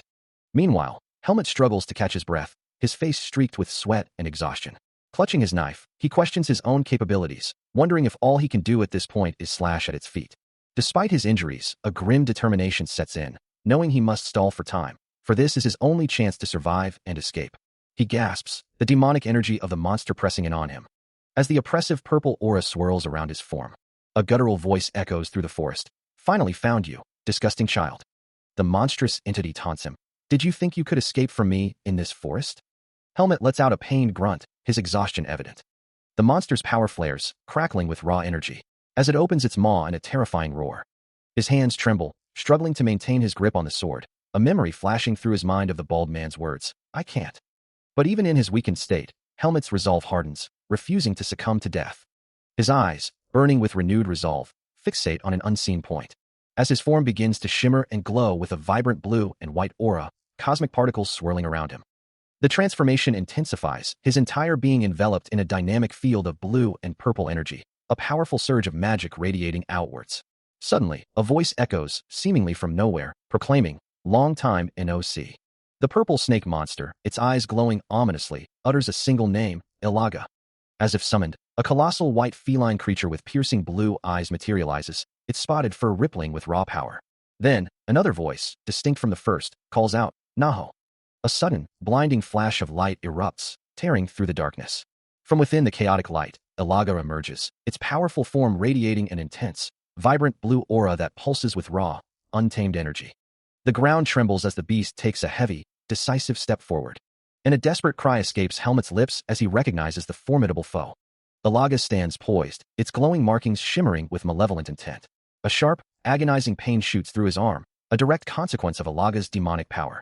Despite the injury, he clenches his jaw, refusing to yield, and defiantly challenges the beast. Yet, a grim realization settles in. The damage is profound, his arm feeling impossibly heavy. Helmet stands ready, his long sword at his side, a moment of calm before the storm. His gaze sharpens, a voice echoing in his mind, reminding him that even in battle, there is a deeper purpose, your freedom. He clenches his jaw, a flicker of doubt or defiance crossing his face. But the monstrous Ilaga looms, its form crackling with vibrant blue energy, as the voice urges him on. Go now. Before he can fully process the command, one of Ilaga's massive tentacles slams down, the impact shaking the ground, and Helmet recoils, a grimace of pain on his face. Despite the blow, he looks up at the towering beast, a quiet resolve settling over him as he whispers, thank you. Then, with a burst of speed, Helmet closes the distance, his sword arcing through the air to strike Alaga with a powerful blow, the impact sending ripples of blue energy across the monster's form. Enraged, Alaga's tentacles lash out, glowing with an even fiercer, crackling blue energy, ready to unleash its full, terrifying power. A pained cry escapes the monstrous Alaga, its form recoiling from the impact of Helmet's previous strike. The sound echoing through the forest as its purple eyes glow with a mix of agony and rising fury. With a furious roar, Alaga unleashes its anger, its voice booming. "Filthy cat! How dare you invade my territory?" Helmet, now in his white leopard-like form, meets the challenge with calm resolve, his glowing blue eyes fixed on the monster as he states, "I'm just doing what I need to do." Alaga lets out a mocking laugh, its purple aura flaring, questioning. "Kukuku, Kahiaha, what are you doing, foolish one?" The monster's voice drops to a menacing growl. "I'll kill you right here and now. You think that beast?" Helmet's blue eyes narrow, a challenge in his tone as he retorts. "Do you think you can achieve that with your power? Let's see." With that, Alaga lunges forward, a torrent of purple energy trailing behind its monstrous form. Only to be met head-on by Helmet, whose own blue aura erupts in a blinding flash as the two titans collide. From the chaotic aftermath of the explosive clash, a monstrous, purple-scaled form lies amidst the debris, its bulk hinting at the ferocity of the recent battle. The residual energy of the conflict still crackles, a vibrant, almost ethereal purple haze fading into the darkness. Silence descends upon the ravaged landscape. He surveys the scene, a quiet sigh escaping him as he considers the cost of his recent victory. After trading blows in Alaga's territory, he has been on the run for days, the forest floor now littered with the bodies of countless creatures. He wonders if it's finally over. But as long as he isn't at Naho's level, he knows the struggle will continue, and he can cut down monsters without his problems. His eyes, dark with resolve, betray a deeper thought, a single, unspoken word hanging in the air. If. Helmet finds himself in a serene, forested area, a clear river flowing nearby, as a majestic white leopard-like creature with glowing blue eyes observes him.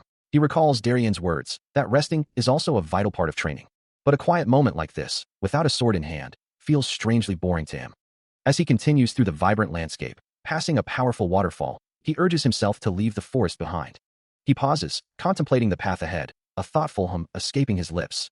Suddenly, a faint, purple glow emanates from his hand, a reaction to the divine energy around him, as he realizes this place isn't just beautiful, but also filled with a profound sense of divinity. He's glad he covered it up, knowing his true nature has been a deep secret. A magnificent white feather, tipped with gold and red, drifts down from above, landing gently in his outstretched hand. He looks up, startled, to see a colossal bird-like creature, its wings ablaze of red and gold, descending towards him, its presence radiating immense power. Helmet falls to one knee, overwhelmed by the creature's aura, his expression one of pure astonishment. The magnificent bird-like being, its glowing yellow eyes fixed on him, speaks with an ancient voice, questioning if he is merely a human child. A colossal, bird-like entity looms, its powerful talons gripping the earth, demanding to know what business he has in its territory. He curses inwardly, realizing the black mage had outmaneuvered him far too easily. And now a demonic barrier had been erected around the Divine One. The majestic creature, identifying itself as a Grell, then directly questions his name. Helmet acknowledges having heard the name before introducing himself. The massive entity, known as Northagrel, observes him, stating that he has been keeping his true nature a secret, and presses him to reveal it, threatening consequences if he refuses, while Helmet internally grapples with the idea, his hand glowing with an unfamiliar power. Igrel leans in, sensing a faint aura around him, finding the situation very interesting. Later, standing alone on a desolate shore, looking out at the vast ocean, he ponders the creature's final words, wondering if he is a liar or merely a fool. The ancient bird-like entity, Igrel, continues its probing, asserting that if that is the case, then Alaga's family must have intruded into its territory. Igrel then states, with an air of undeniable authority, that it is no ordinary bird, and a conversation is in order. Helmet, his expression tightening, realizes he needs to calm himself. Igrel continues, its voice resonating, asking what it is trying to do that might be meaningful to him. The bird-like entity's gaze sharpens, repeating the question, "Meaningful to me?" Helmet, now composed, affirms that yes, this is a perfect opportunity for him to satisfy his curiosity, because he intends to cross the mountain, and to do so, he will take out the forest for good. A scoff escapes him, followed by a burst of maniacal laughter. He stands before the towering bird-like entity, his voice cutting through the air as he dismisses its concerns about a weak human child and the seed of darkness within him. With a determined gaze, he challenges the creature, declaring that he will prove himself, for he is the only one who can. The massive bird-like entity looms over him, its presence dominating the landscape. It responds with a stern warning, reminding him of the established rules. Undeterred, a faint, ethereal glow begins to emanate from his body, as he calmly states that he will be the one to break them. The bird-like entity's sharp eyes widen slightly, a flicker of surprise crossing its ancient features. As his aura intensifies, the creature acknowledges his intelligence, but warns him of the consequences of his actions. Turning his back on the formidable being, he declares his intention to leave the forest, asserting that it's none of its business if he survives. Standing atop a rocky precipice, overlooking the vast expanse of trees, he reiterates his resolve to take out the forest to cross the mountain, his voice echoing with unwavering determination. He recalls Darien's words, that resting is also a vital part of one's training, but now that he isn't swinging a sword, he finds it rather boring. The bird-like entity, Igrel, then offers a path, saying, "All right, I'll tell you how to see if you can leave this place. I'll protect you while you cross the barrier. I'll pass it on to you, so take it." Helmet, intrigued, asks, "Tell Alaga that I survived and am leaving the forest." Igrel's expression shifts, and Helmet clarifies, "That means, no matter what, I'll take it out." Igrel, taken aback, questions, "You mean my forest, right?" The ancient entity then states, "I'll tell Alaga exactly that." This young man is known as Alaga's special child. With a determined glint in his eyes, he lets out a soft humph. Bubbles rise through an empty expanse. As Helmet stands before a powerful, glowing water barrier, arms outstretched, knowing there's only one chance. With a forceful splash, he plunges into the depths. His eyes opening wide underwater, resolute. The water swirls violently around him, revealing a shadowy, roaring presence within the currents. Amidst the chaos, he maintains an intense, focused gaze, struggling against the powerful, impacting forces of the water. A defiant thought echoes in his mind, "Get out." His resolve hardens, determined to escape the forest of Frosta. Helmet finds himself engulfed in a swirling vortex of purifying divine power, a force meant to protect humans, as it penetrates deep within him. The agony is unlike anything he has ever known, his eyes now glowing with an ethereal blue light as he screams, caught between the transformation of demonic beasts into humans and his own terrifying shift into something monstrous. Barely able to maintain consciousness, he wonders where this agonizing path will lead him. A golden, coin-like pendant, adorned with intricate carvings, glows softly amidst a scattering of ethereal particles.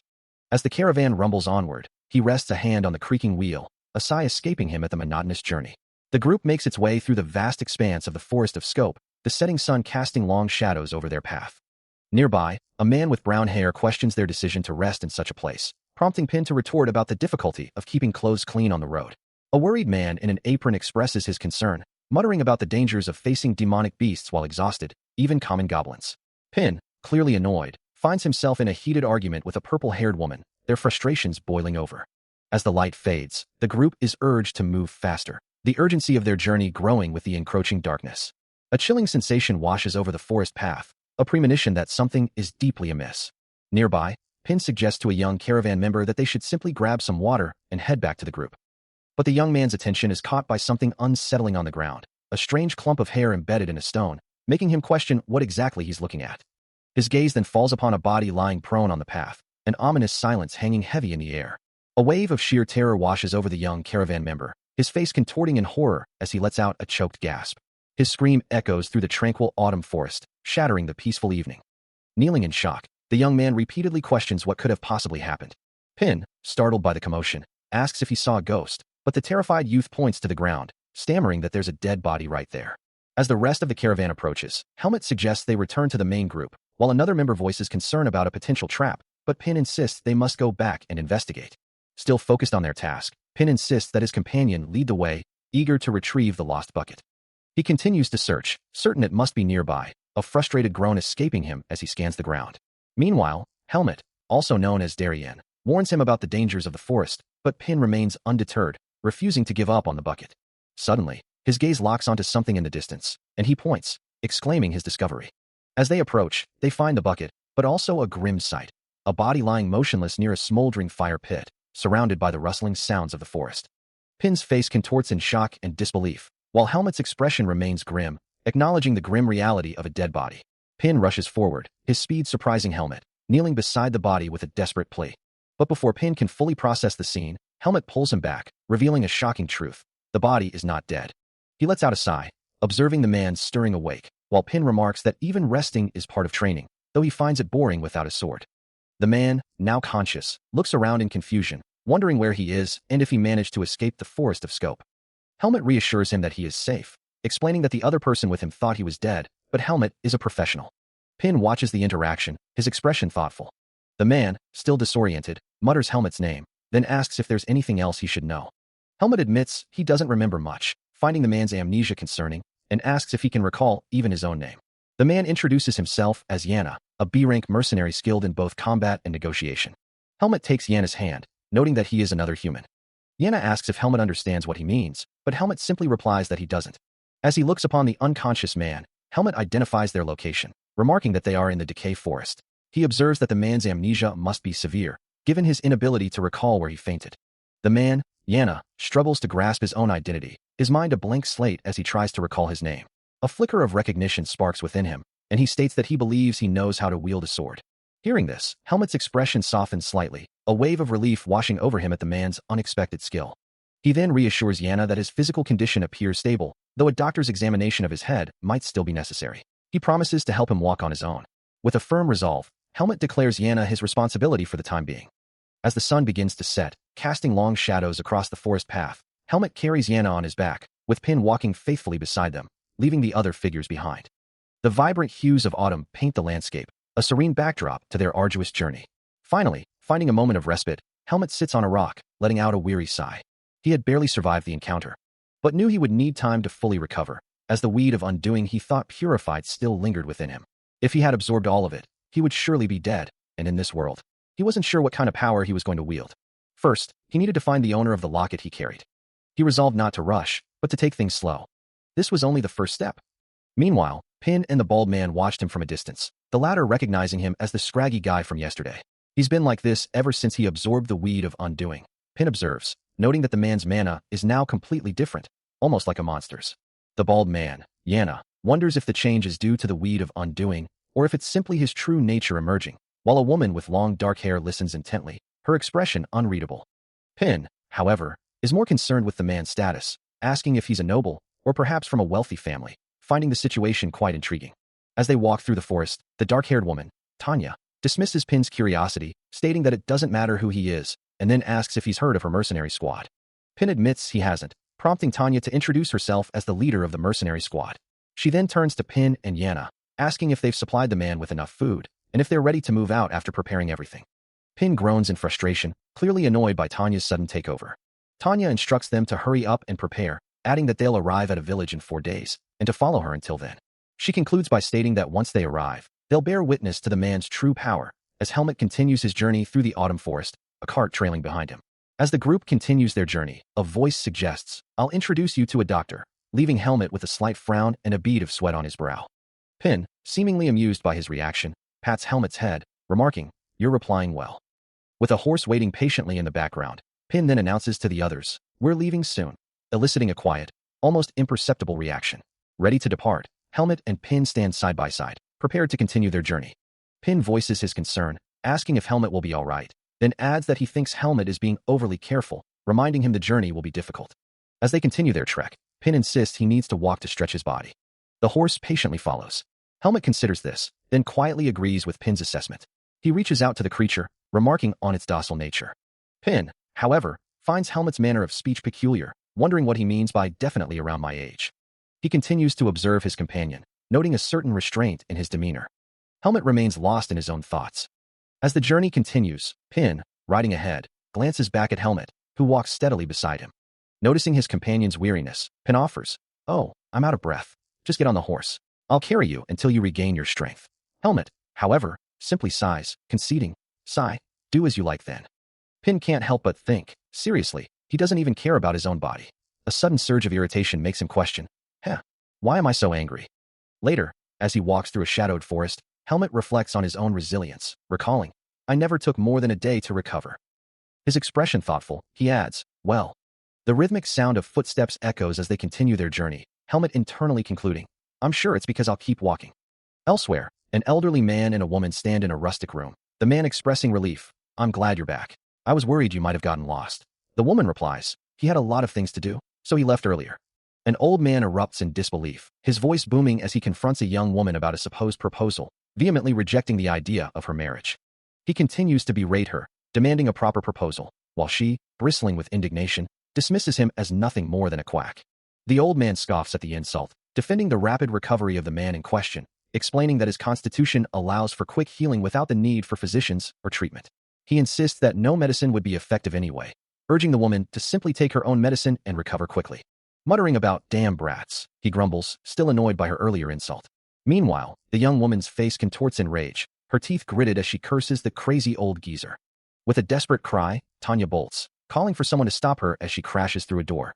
Outside, the old man turns to Helmet, expressing concern and asking if he's truly all right, mentioning that Pin had reported him having trouble walking. Helmet reassures him that he's fine now, though he vaguely recalls hearing someone yelling in the distance. He sits by the river, contemplating the words of Darien, who insisted that even rest was a part of his training, but finds himself restless and bored. A soft crunch of gravel sounds as his boots shift, a restless energy stirring within him. Suddenly, Tanya appears, a confident smirk playing on her lips as she challenges him to a duel. He looks up, surprised by her proposal, but she dismisses his hesitation, stating her boredom is reason enough. Extending a gloved hand, she suggests they have no one else to duel until tomorrow. He considers her offer, his expression thoughtful. Tanya, a rank S silver medal mercenary, is a person of considerable caliber. A slight smile touches his lips as he finally agrees. He considers the challenge, his thoughts turning to the training he'd received, believing this would be an excellent opportunity to gauge his own strength. Meanwhile, in the arena, a figure with spiky orange hair winds up for an attack. But before he can land a blow, a swift, unseen strike connects, sending him reeling. Helmet watches the display, then turns to the purple-haired woman, asking if she's also there to warm up. He then inquires if she's come for a duel with Tanya. As Tanya mocks the orange-haired man, saying it was too easy and she couldn't even see his face, the man, confused, retorts angrily, defending Tanya's honor. Before he can fully recover, another rapid strike disarms him, his weapon clattering away. Tanya simply scoffs, and with a final, powerful blow, sends him crashing to the ground. A cheerful, orange-haired woman asserts her position, stating that despite her youthful appearance, she is the vice-captain, while a serious, dark purple-haired woman, Tanya, echoes the sentiment, confirming her own status as vice-captain. Meanwhile, Helmet grips his wooden sword, reflecting that he is still not at his best, but he cannot rely on his usual vibes either, confident that with his current skills, he can defeat his opponent while protecting himself. He stands ready, warning himself not to let his guard down. From the sidelines, spectators murmur in anticipation, impressed by his stance and eager to watch the impending duel unfold. Then, with a sudden burst of speed, Helmet and Tanya clash, their wooden swords meeting in a flurry of motion. Tanya's attack is precise and swift, aiming directly for his left waist as Helmet struggles to defend. She follows through with another powerful, glowing strike, her movements imbued with a vibrant, almost magical energy. The force of her blow sends Helmet flying backward, and he realizes, with a jolt, that she is far above him in strength. He lands hard, defeated, as a distant voice comments, unable to fully comprehend the speed of the exchange. The duel intensifies as Tanya launches a powerful mid-air kick, which Helmet barely manages to block, the impact echoing with a heavy thud. She observes his movements, thinking, dodge, and this inside. Tanya's speed is overwhelming, forcing him to recoil with a swift, desperate movement. And she lands a solid punch with a heavy thud. Despite her dominance, a frustrated curse escapes her lips as she realizes, my body can't follow the movements like I planned. Her relentless assault continues, making him feel as though he's fighting underwater, while she dismisses his hesitation, thinking, you think too much. Tanya presses her advantage, attacking with her staff in a flurry of swift blows. Until Helmet finally collapses, gasping for air, his weapon shattering on the ground beside him. With a final, decisive kick, Tanya seals his defeat. A flicker of frustration crosses Tanya's face, a silent curse escaping her lips as she processes the recent battle. The force of her final blow sends Helmet tumbling backward, his body hitting the ground with a heavy thud. Around them, the other mercenaries watch in stunned silence, their expressions a mix of shock and awe at the display of power. Tanya stands tall over her defeated opponent, a silent testament to her overwhelming victory, while Helmet lies prone on the ground. A quiet resolve settles on her features as she murmurs, of course. She reflects on her past, realizing that ever since her easy defeat, she had inadvertently avoided fighting stronger opponents, despite her program being to become stronger. As Pin helps Helmet to his feet, he remarks, but it was a pretty good fight, pretty well. The orange-haired vice-captain, observing Tanya, wonders aloud, is Tanya stronger than I expected? Tanya's thoughts continue, acknowledging Darien's words that the human body must be taken lawfully, and she affirms her decision to make up for lost time, having defeated not even a rank 1, but a rank 2. Helmet, now recovered, looks at Tanya with newfound respect, declaring, Tanya is the only one who can surpass our mercenary guild. The vice-captain adds, you're the only one who can bring us back.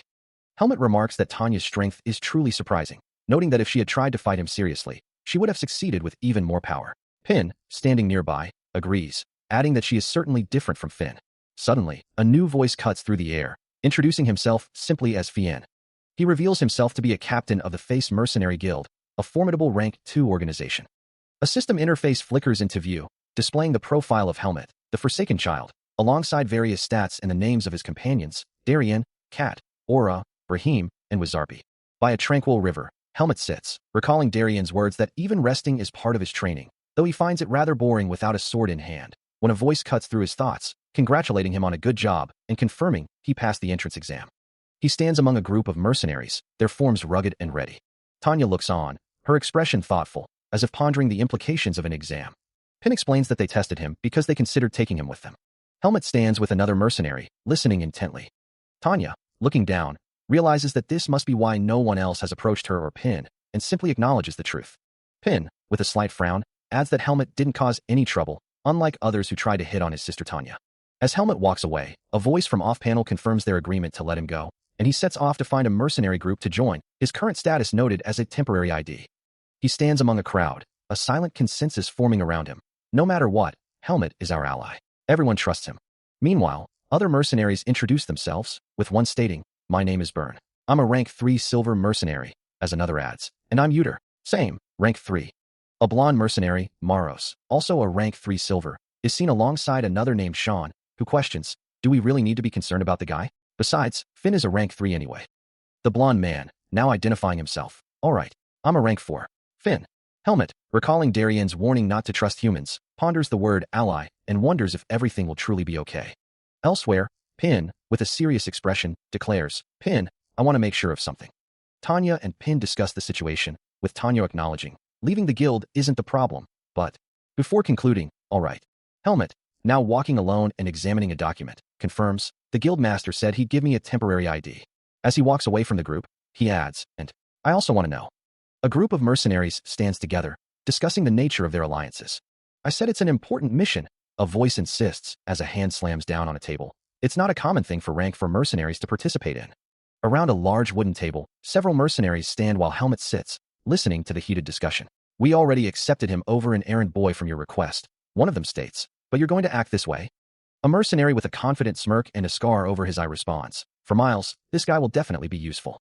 We've been doing burdens for a long time. You should know that we haven't brought anyone back for nothing." The leader, a man with a neatly trimmed mustache, looks at him with a worried expression. "I hope you will take responsibility for those words. Since you are the face of the mercenary squad, I'll allow it just this once." The scarred mercenary smiles confidently. "Thank you, sir. It's nothing. However, since it's an important mission, I'll be together with him." The mustached leader considers this, then agrees. "All right, since it's 7 in the morning tomorrow." "Yes, I am aware." A soft click echoes from a closed wooden door. As Pin leans back, a sigh of relief escaping him. "Phew, at least it went well." He confirms the mission details, "No problems." "All right, the mission has been confirmed. It's at 7 in the morning. Even if we aren't going to be involved, it's still an important mission, so everyone." His gaze shifting to Helmet. "But rank trading is something to prepare." Pin admits his uncertainty about the opponent's strength. "I'm not sure what exactly we're accomplishing, so it's hard to gauge the strength of the opponents. Make sure you get enough sleep tonight, Helmet." Leaving Helmet with a lingering question, Pin then reminds the scarred mercenary of his earlier words. "You said that he has a good sense. Now it's over with. See you tomorrow morning." As night falls over the quiet town, Helmet stands alone, his thoughts consumed by the impending mission. Helmet, reflecting on Darien's words about rest being part of training, finds himself bored without a sword in his hand. He considers the need for more opening moves, questioning his own speed and wishing for greater proficiency as blue energy crackles around his blade. The thought of mastering new techniques drives him forward, his form a blur across the desolate ground. A fierce determination hardens his expression, convinced of his current weakness.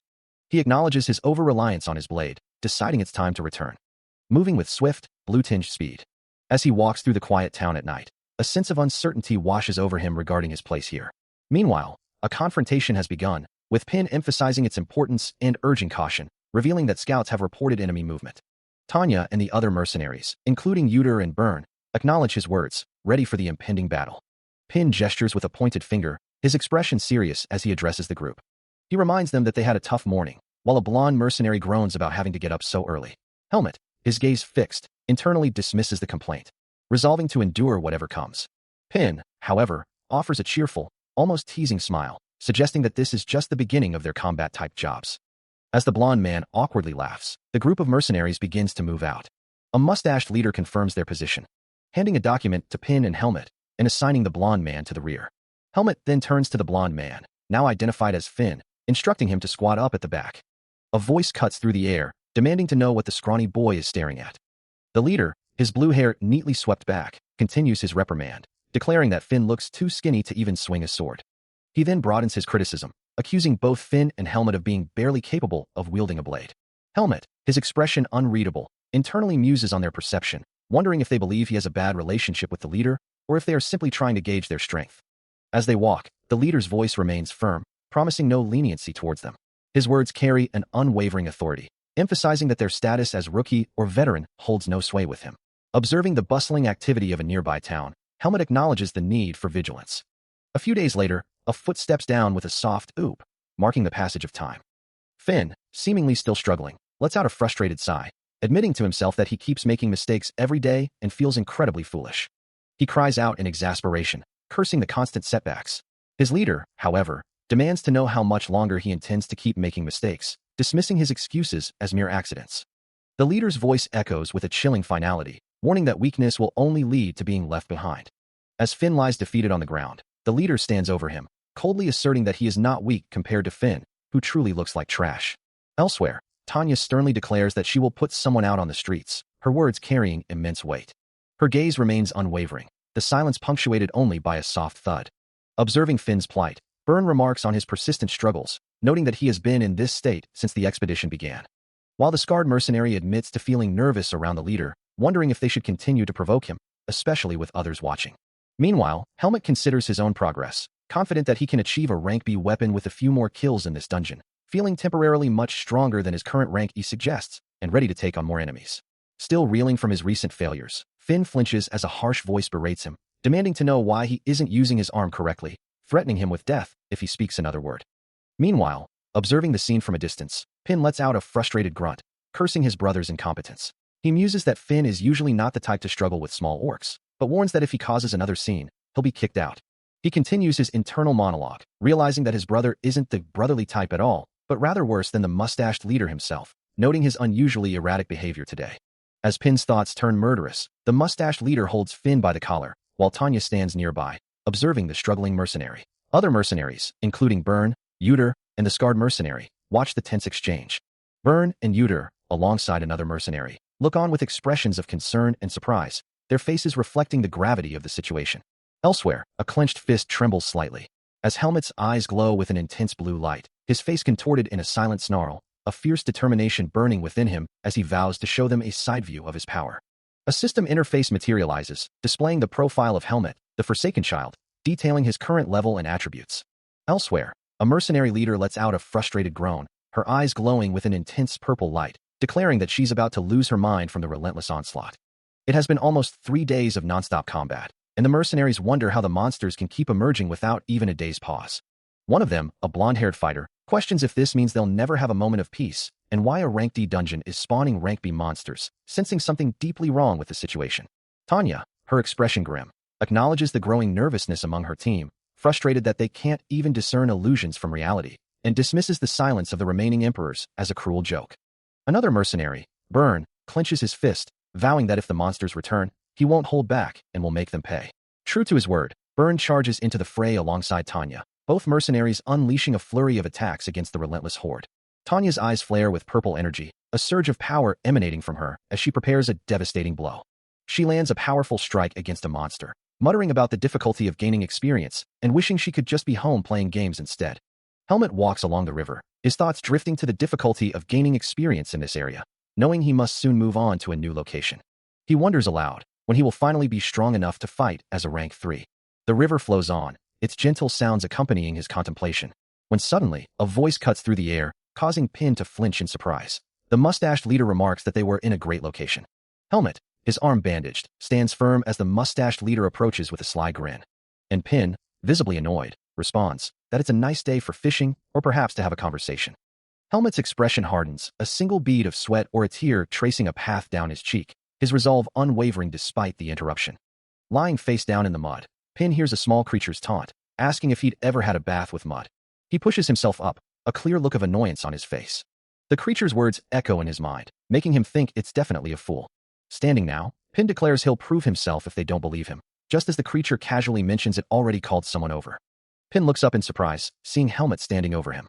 Helmet questions the creature about bringing him here, while the mustached leader, flanked by Finn and Sean, asks if Pin is his friend. Helmet responds vaguely, and Pin, still covered in mud, protests that he was merely bathing in the forest. A slight smirk plays on Helmet's lips as he teases Pin about playing in the mud, prompting an exasperated cry of his name from the blonde-haired man. As Helmet and the mustached leader face each other, with Finn and Sean standing ready behind their leader, the question of their friendship hangs in the air. Well, then, the mustached leader, his expression stern, considers the situation. "Shall we check?" he asks, gesturing towards the group of mercenaries surrounding Helmet. Helmet, despite the continued healing, feels his power is still restricted. "I've continued the healing, but I still can't use it." A flicker of nervousness crosses his face, quickly giving way to resolve, his eyes beginning to glow with violet energy. "I'm a bit nervous, but the point isn't in how many there are. Let them come. They should be able to provide a decent warm-up." He dismisses the number of opponents, viewing them merely as a warm-up. Suddenly, a mercenary strikes him from behind, the impact echoing sharply. "To think they'd attack me from behind. Get him and strip him." The mustached leader barks, seeing the opening, but Helmet has already retaliated, striking one of the mercenaries with a cracking blow. The scarred mercenary reels back, blood spraying from his face. Both he and his comrade stare in stunned disbelief at the sudden turn of events. He stands amidst the autumn leaves, surrounded by the mercenaries, a tense silence hanging in the air. Clenching his fist, he wonders, what exactly is happening here? A flicker of annoyance crosses his face, a silent exclamation of his growing impatience. As the entire dark mercenary squad approaches him through the vibrant forest, he questions their presence. The mustached leader confronts him, asking if he's bothering the face mercenary squad, to which Helmet calmly replies that they were merely conversing. Tanya interjects, mentioning she heard they were going to stop him, while the scarred mercenary affirms their support for the decision, and Uter adds a dismissive, sexist remark. His eyes flash with a vibrant, violet glow, and he retorts sharply, questioning their intelligence. The mustached leader, addressing him by name, then orders Finn to be brought forward. Helmet looks at the assembled mercenaries, his voice dripping with disdain as he refers to them as mere rank 4s, a clear challenge in his tone. The mustached leader's voice cuts through the tense air, questioning Pin's judgment, asking if he was wrong to assume the man was a rank 4. Pin, his expression tight, insists that he is indeed a rank 4, challenging the leader to prove him wrong. The mustached leader's frustration is palpable, muttering about the difficulty of dealing with such a situation again. Pin, his eyes narrowed in anger, declares that things will not end peacefully this time. Helmet, observing their petty squabble, simply dismisses them with a curt, "Tuck off," before suggesting they move on. As he speaks, a faint, ethereal violet glow emanates from his eyes, a subtle display of power that belies his casual demeanor. Among the mercenaries, Finn visibly recoils, sweat beading on his brow as he struggles to comprehend the sheer mana he senses. Pin, too, feels the weight of Helmet's presence, realizing the vast, unwritten rules that separate those of different ranks. Helmet then turns to face the entire dark mercenary squad, declaring that they should simply be grateful he's not killing them for their insolence. He stands in the desolate, star-dusted forest, his gaze sharp and unwavering, the silence before the storm. Then, with a sudden, explosive impact, Helmet and Pin clash, their swords meeting in a shower of blue energy that rips through the snowy air. He swings his blade in a wide, powerful arc, the force of the strike echoing through the trees. But Pin, defiant, meets his gaze, challenging him directly. "Is this enough for you?" Amidst the splintered trunks and torn earth, Helmet stands, a silent testament to the raw power he wields. Yet Pin remains undeterred, his voice ringing out, "It's not enough. I'll show you what real power is." As his hand tightens around his glowing sword hilt, he reveals the true problem. Helmet's violet eyes glow with an ominous light, a silent, chilling response to the challenge. With his sword held forward, radiating power, he prepares to unleash his true strength. Helmet reflects on his current state, acknowledging he isn't healed enough to fully utilize Vis. Standing alone in the dim forest, he knows that Vis, his inner power, remains dormant. Meanwhile, Pin, now with gray hair and glowing eyes, taunts him, declaring his own superiority and promising to unleash his true strength, to which Helmet simply acknowledges the challenge, his own eyes glowing with violet energy. His hand glows with intricate patterns, a testament to the power he struggles to control, wishing he could train without restraint to fully master his abilities and become a true Vis. A sudden, urgent announcement echoes through the air, alerting everyone to the appearance of demonic beasts in both reality and this dimension, urging immediate dispatch and casualty minimization. Helmet, now accompanied by 2 mercenaries, looks up, receiving orders to call a raid team to the area. Later, a transformed Helmet, now appearing as a woman with long black hair, stands beside a blonde-haired man, both listening intently. She clenches her jaw, her violet eyes filled with resolve, realizing she can no longer train alone and must rely on her strength to prevent the encroaching darkness from consuming her. The blonde-haired man turns to her, asking if she has ever encountered a demonic beast before. In a memory from a time before his transformation, Helmet rests by a flowing river, recalling his mentor Darian's wisdom. Darien had always insisted that rest was an integral part of training, a truth Helmet acknowledges, yet he finds himself restless, bored without a sword in hand, while Finn observes him, asking if he truly remembers Darien's words. Helmet sighs, admitting he's merely rambling, his gaze distant. Meanwhile, in a different part of the forest, the heavy thudding of a broken wagon echoes through the autumn leaves as a group of mercenaries gathers around it. The mustached leader stares at the damaged vehicle, frustration etched on his face as he demands to know why the water won't come out. The scarred mercenary, Burn, and Uter stand by, equally dismayed, as the leader laments their predicament, wondering how they'll make money now. The scarred mercenary mutters to himself, wishing for more funds. The leader agrees, noting that money would solve their current woes, allowing them to buy a new wagon and continue their journey. He points a finger at his leader, his voice laced with accusation, demanding to know about the great dark beer in his town. But before another word can be exchanged, the scarred mercenary delivers a brutal, unexpected punch, sending the mustached leader reeling. The force of the blow lifts him off his feet, sending him crashing backward with a heavy thud. As the internal conflict erupts, a terrifying roar echoes through the air, and a massive, wolf-like creature with glowing green eyes bursts into view, its body wreathed in an eerie, white energy. It looms menacingly over the now unconscious leader, its glowing gaze fixed on the fallen figure. A mercenary group pushes through a mountainous pass, engaging a massive, white-furred beast. The ground trembles with the force of their struggle, as blades clash and bodies collide. Nearby, a gray, feline-like monster, its green eyes glowing with feral rage, snarls, blood staining its maw from a previous wound. Burn recoils, a pained gasp escaping him as he stares in disbelief at the unfolding chaos. With a desperate cry, he lunges forward, his sword arcing through the air. His voice cracks as he calls out, urging someone to wait. A bloodied hand reaches out, a warning shouted about reckless charges. The gray monster roars in pain as a heavy blow connects, blood spraying from its mouth. A monstrous, white wolf snarls, its green eyes glowing with malevolent intent. Nearby, a massive gray, feline-like creature bleeds profusely from deep wounds across its muscular arm. A mercenary stares in disbelief, wondering where such a horrific beast could have emerged from. Finn curses their complacency, lamenting that they entered this fight already so injured. Without hesitation, he launches himself forward, delivering a powerful kick that connects with the gray monster. But the creature retaliates, sending Finn sprawling backward onto the dirt. His hand crackles with blue energy as he warns his comrades that the monster is not alone, urging everyone to prepare. With a renewed surge of determination, Finn leads the charge, his fellow mercenaries following close behind. Elsewhere, Helmet watches the unfolding chaos, a grim question forming in his mind. Finn urgently calls out to him, demanding that he and Helmet retreat to the horse carriage and avoid getting involved in the impending fight. A sudden realization washes over Finn, who gasps in shock, muttering about needing something quickly. Meanwhile, Helmet's hand clenches tightly, a silent frustration escaping him as he acknowledges he cannot use his full power yet. From a distance, he issues a command, telling everyone to retreat.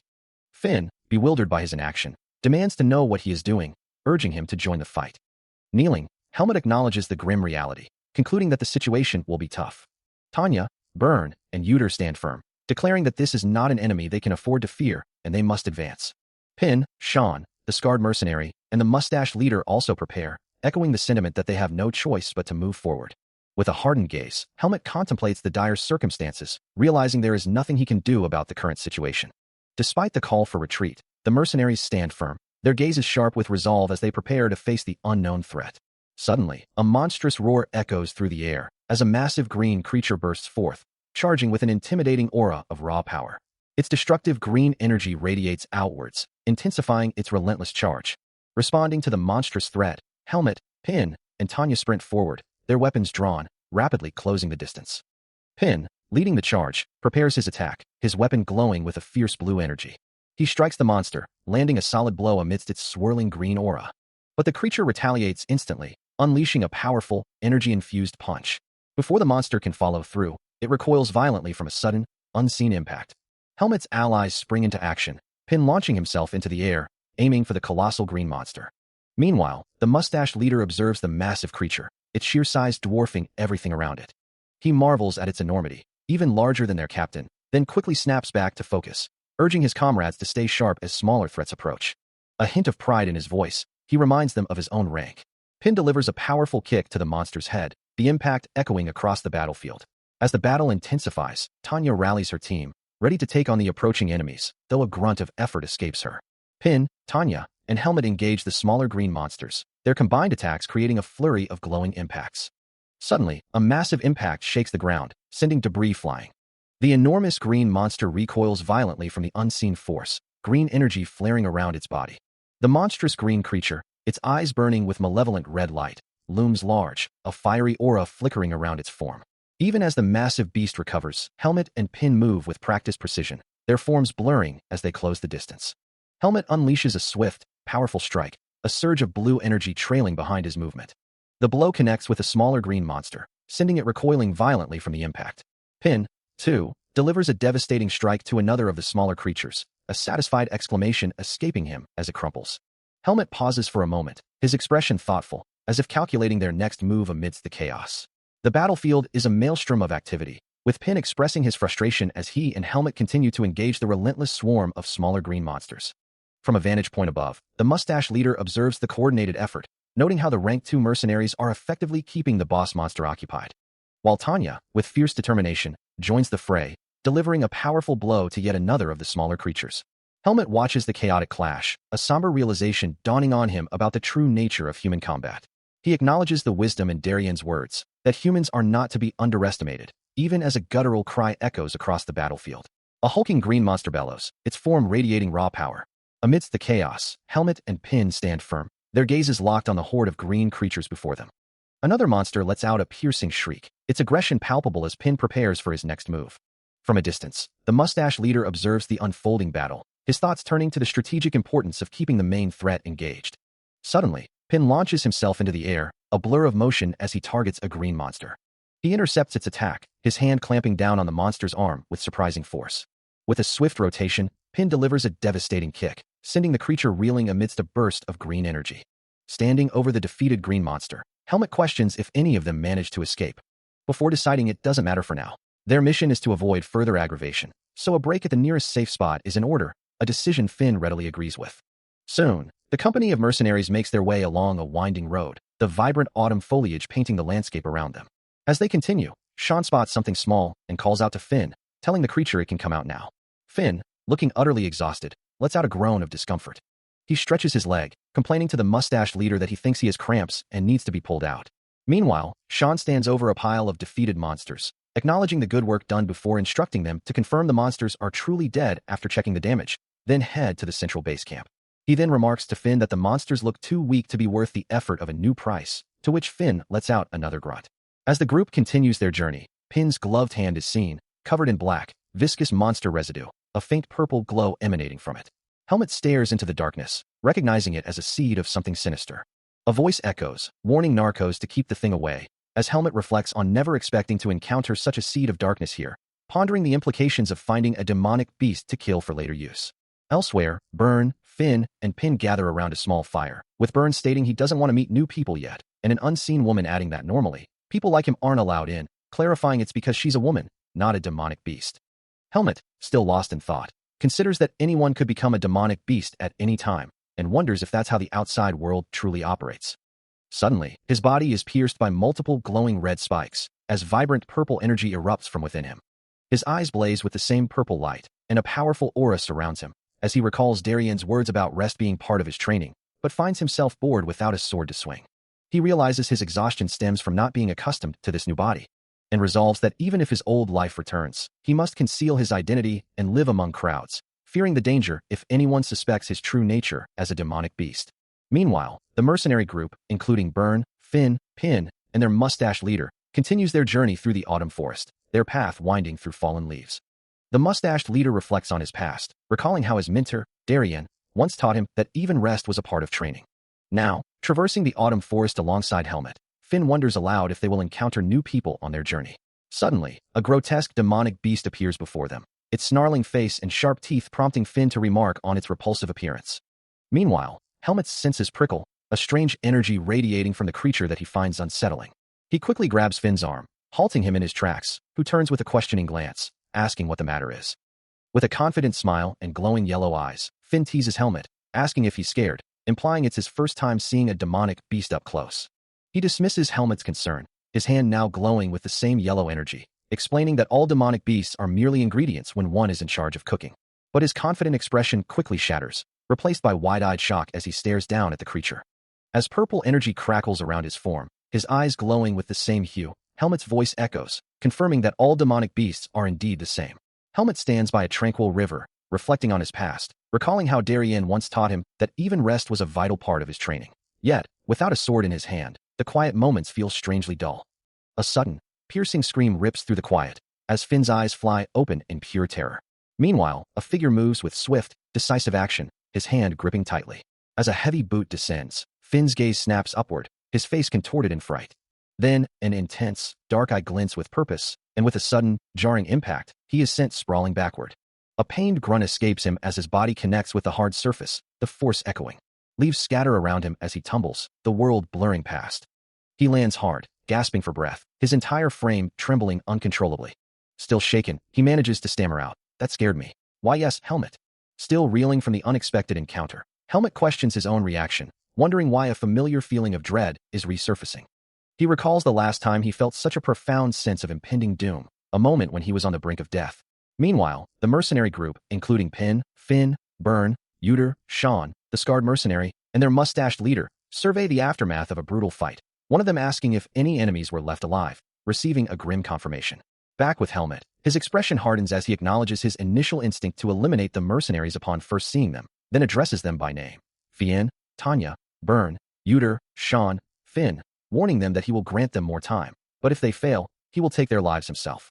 The mustached leader stares down at the fallen, his mind racing, questioning if he had misjudged the situation. Pin's eyes narrow, a fierce determination etched onto his face. A hand glows with vibrant purple energy, crackling with raw power. Pin's intense gaze remains fixed, his focus unwavering. Finally, Helmet and Tanya stand together in a desolate field, surrounded by the bodies of countless fallen creatures, surveying the grim aftermath of the battle.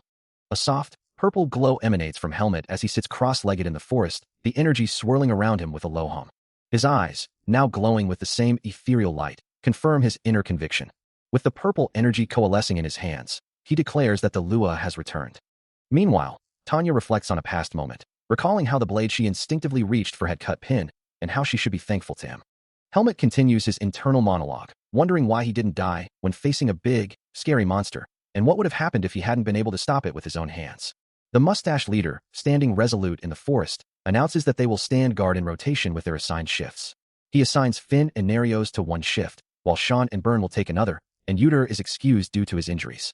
A grim determination settles over the mustached leader's face, a silent declaration that this is his moment, his chance to act.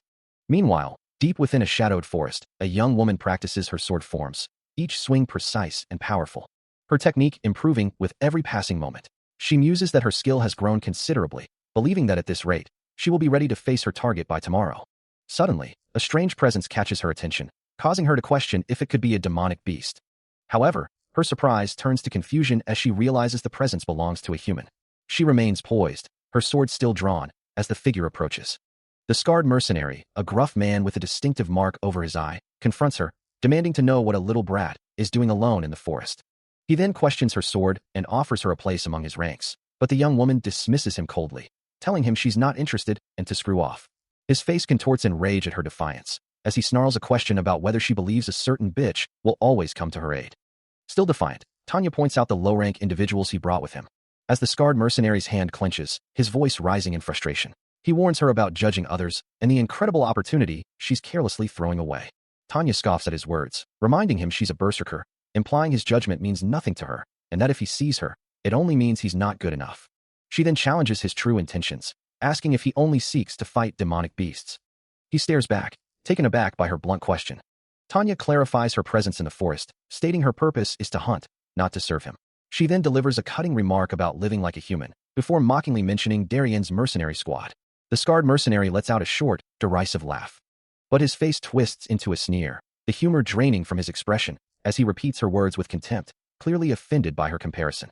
The scarred mercenary, his eyes glowing with fierce determination, shatters the ground beneath him, declaring his intent to prove his superiority. He launches himself forward, a blur of motion, vowing to make Tanya regret her words, asserting that his mercenary squad is beyond comparison to Darien's. But before his attack can land, Tanya's hand shoots out, intercepting his arm with surprising speed and strength. With a powerful shove, she sends him reeling backward, his confident expression replaced by shock. He stumbles, utterly bewildered, demanding to know what trickery she's employing. Tanya looks down at him, her expression unyielding, disappointed that he's no different from the others, his pride as immense as a mountain. As red particles swirl around her, she asserts that if he wishes to establish a hierarchy, He should have prepared more carefully, commanding him to know his place. Her grip tightens, forcing a pained cry from him, as he struggles against her overwhelming power. Despite his physical subjugation, he grits his teeth, refusing to admit defeat. The scarred mercenary finds himself facing an opponent of immense speed, as Helmet moves with a blur, closing the distance instantly. Before he can even register the attack, a powerful blow connects, sending him reeling back with a pained cry. Helmet presses his advantage, delivering another swift strike. His eyes glow with a deep violet hue, as he prepares a more potent attack, dismissing his opponent as arrogant. A concentrated blade of purple energy forms in his hand, then lashes out with blinding speed. Helmet stands firm, his posture unwavering after delivering the powerful blow. The magical strike connects with brutal force, tearing through the scarred mercenary's defenses and drawing blood. He screams in agony, his body flung backward by the sheer power of the attack. Finally, the scarred mercenary collapses to the ground, gasping for air, his body severely wounded.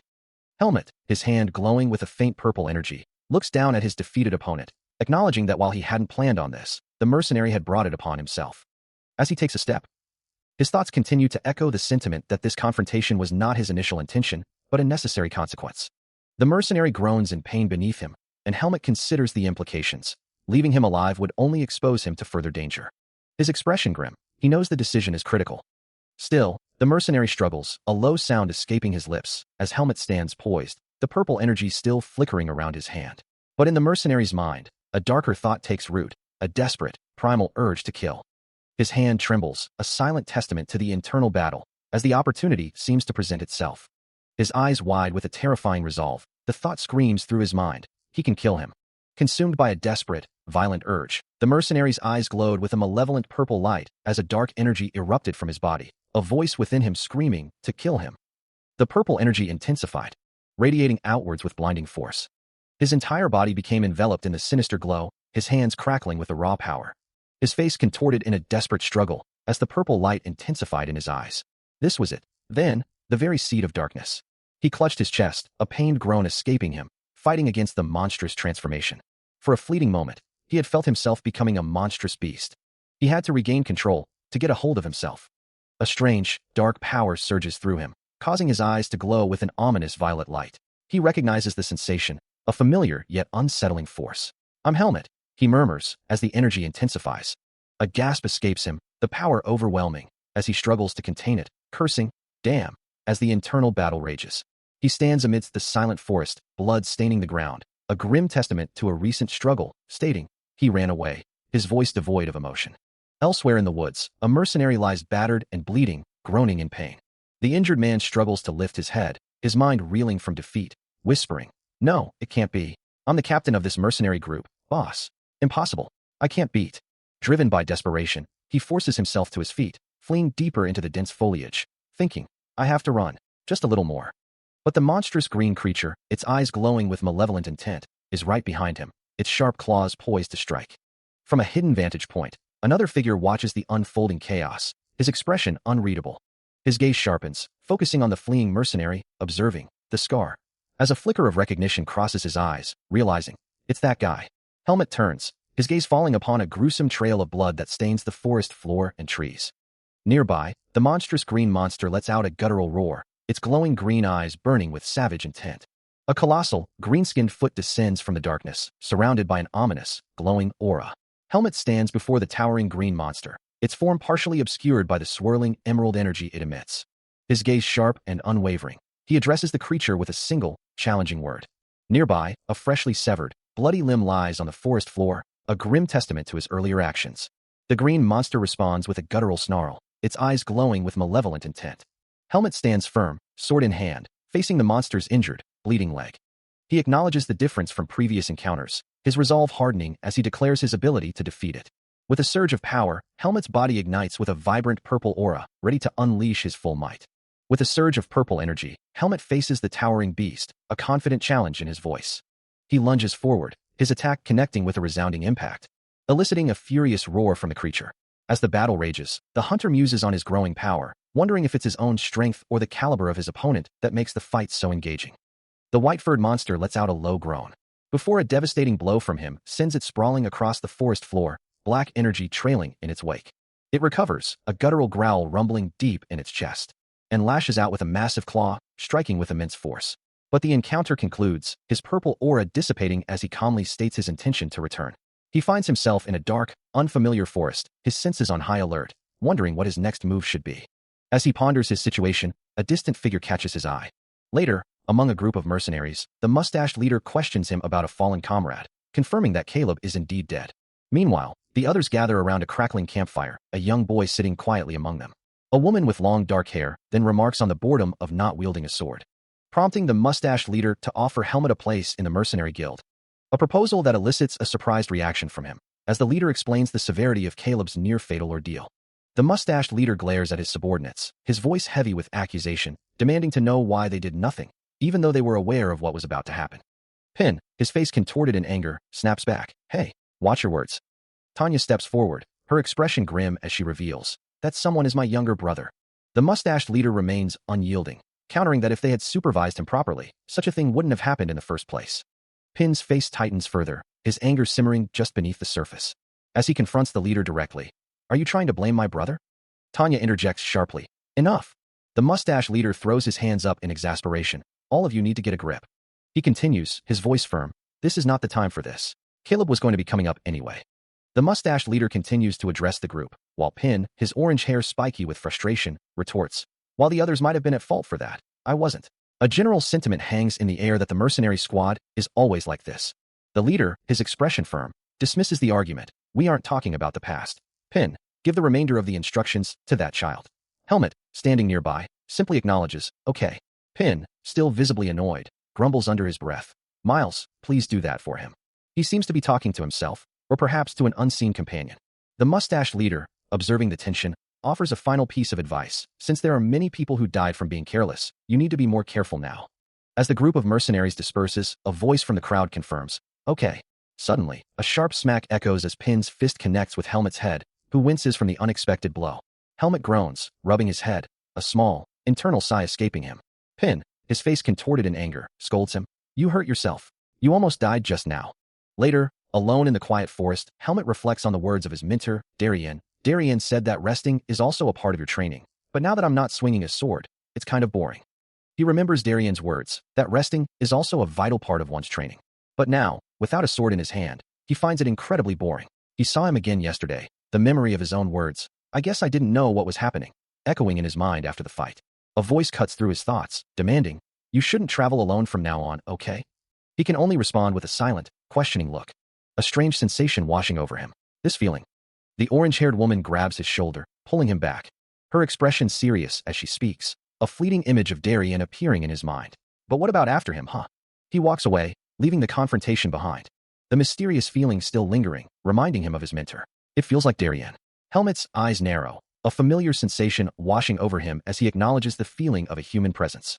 Meanwhile, under a sky heavy with clouds, a different scene unfolds in a dense forest. A mustached leader, mounted on horseback, discusses a matter of importance, dismissing the idea that the messages they've received could be from the person they seek. His subordinate, a mercenary with blonde hair, simply responds, acknowledging the command. Suddenly, the mustached leader charges into battle, his powerful strike sending a green monster reeling. Other mercenaries, including Pin, join the fray, engaging a horde of green and white monsters in a chaotic melee. The mustached leader, shield raised, prepares for his next move, his determination unwavering amidst the onslaught. The battle rages, mercenaries fighting desperately against a relentless wave of creatures, their combined efforts barely holding back the monstrous tide. As the dust settles, the mustached leader surveys the scene of devastation, resigned to waiting for reinforcements after the brutal encounter. Pin stares down, a wave of frustration washing over him as he grapples with the unexpected power of their adversaries. Beside him, Tanya's expression remains grim, her thoughts turning to the more pressing matters at hand.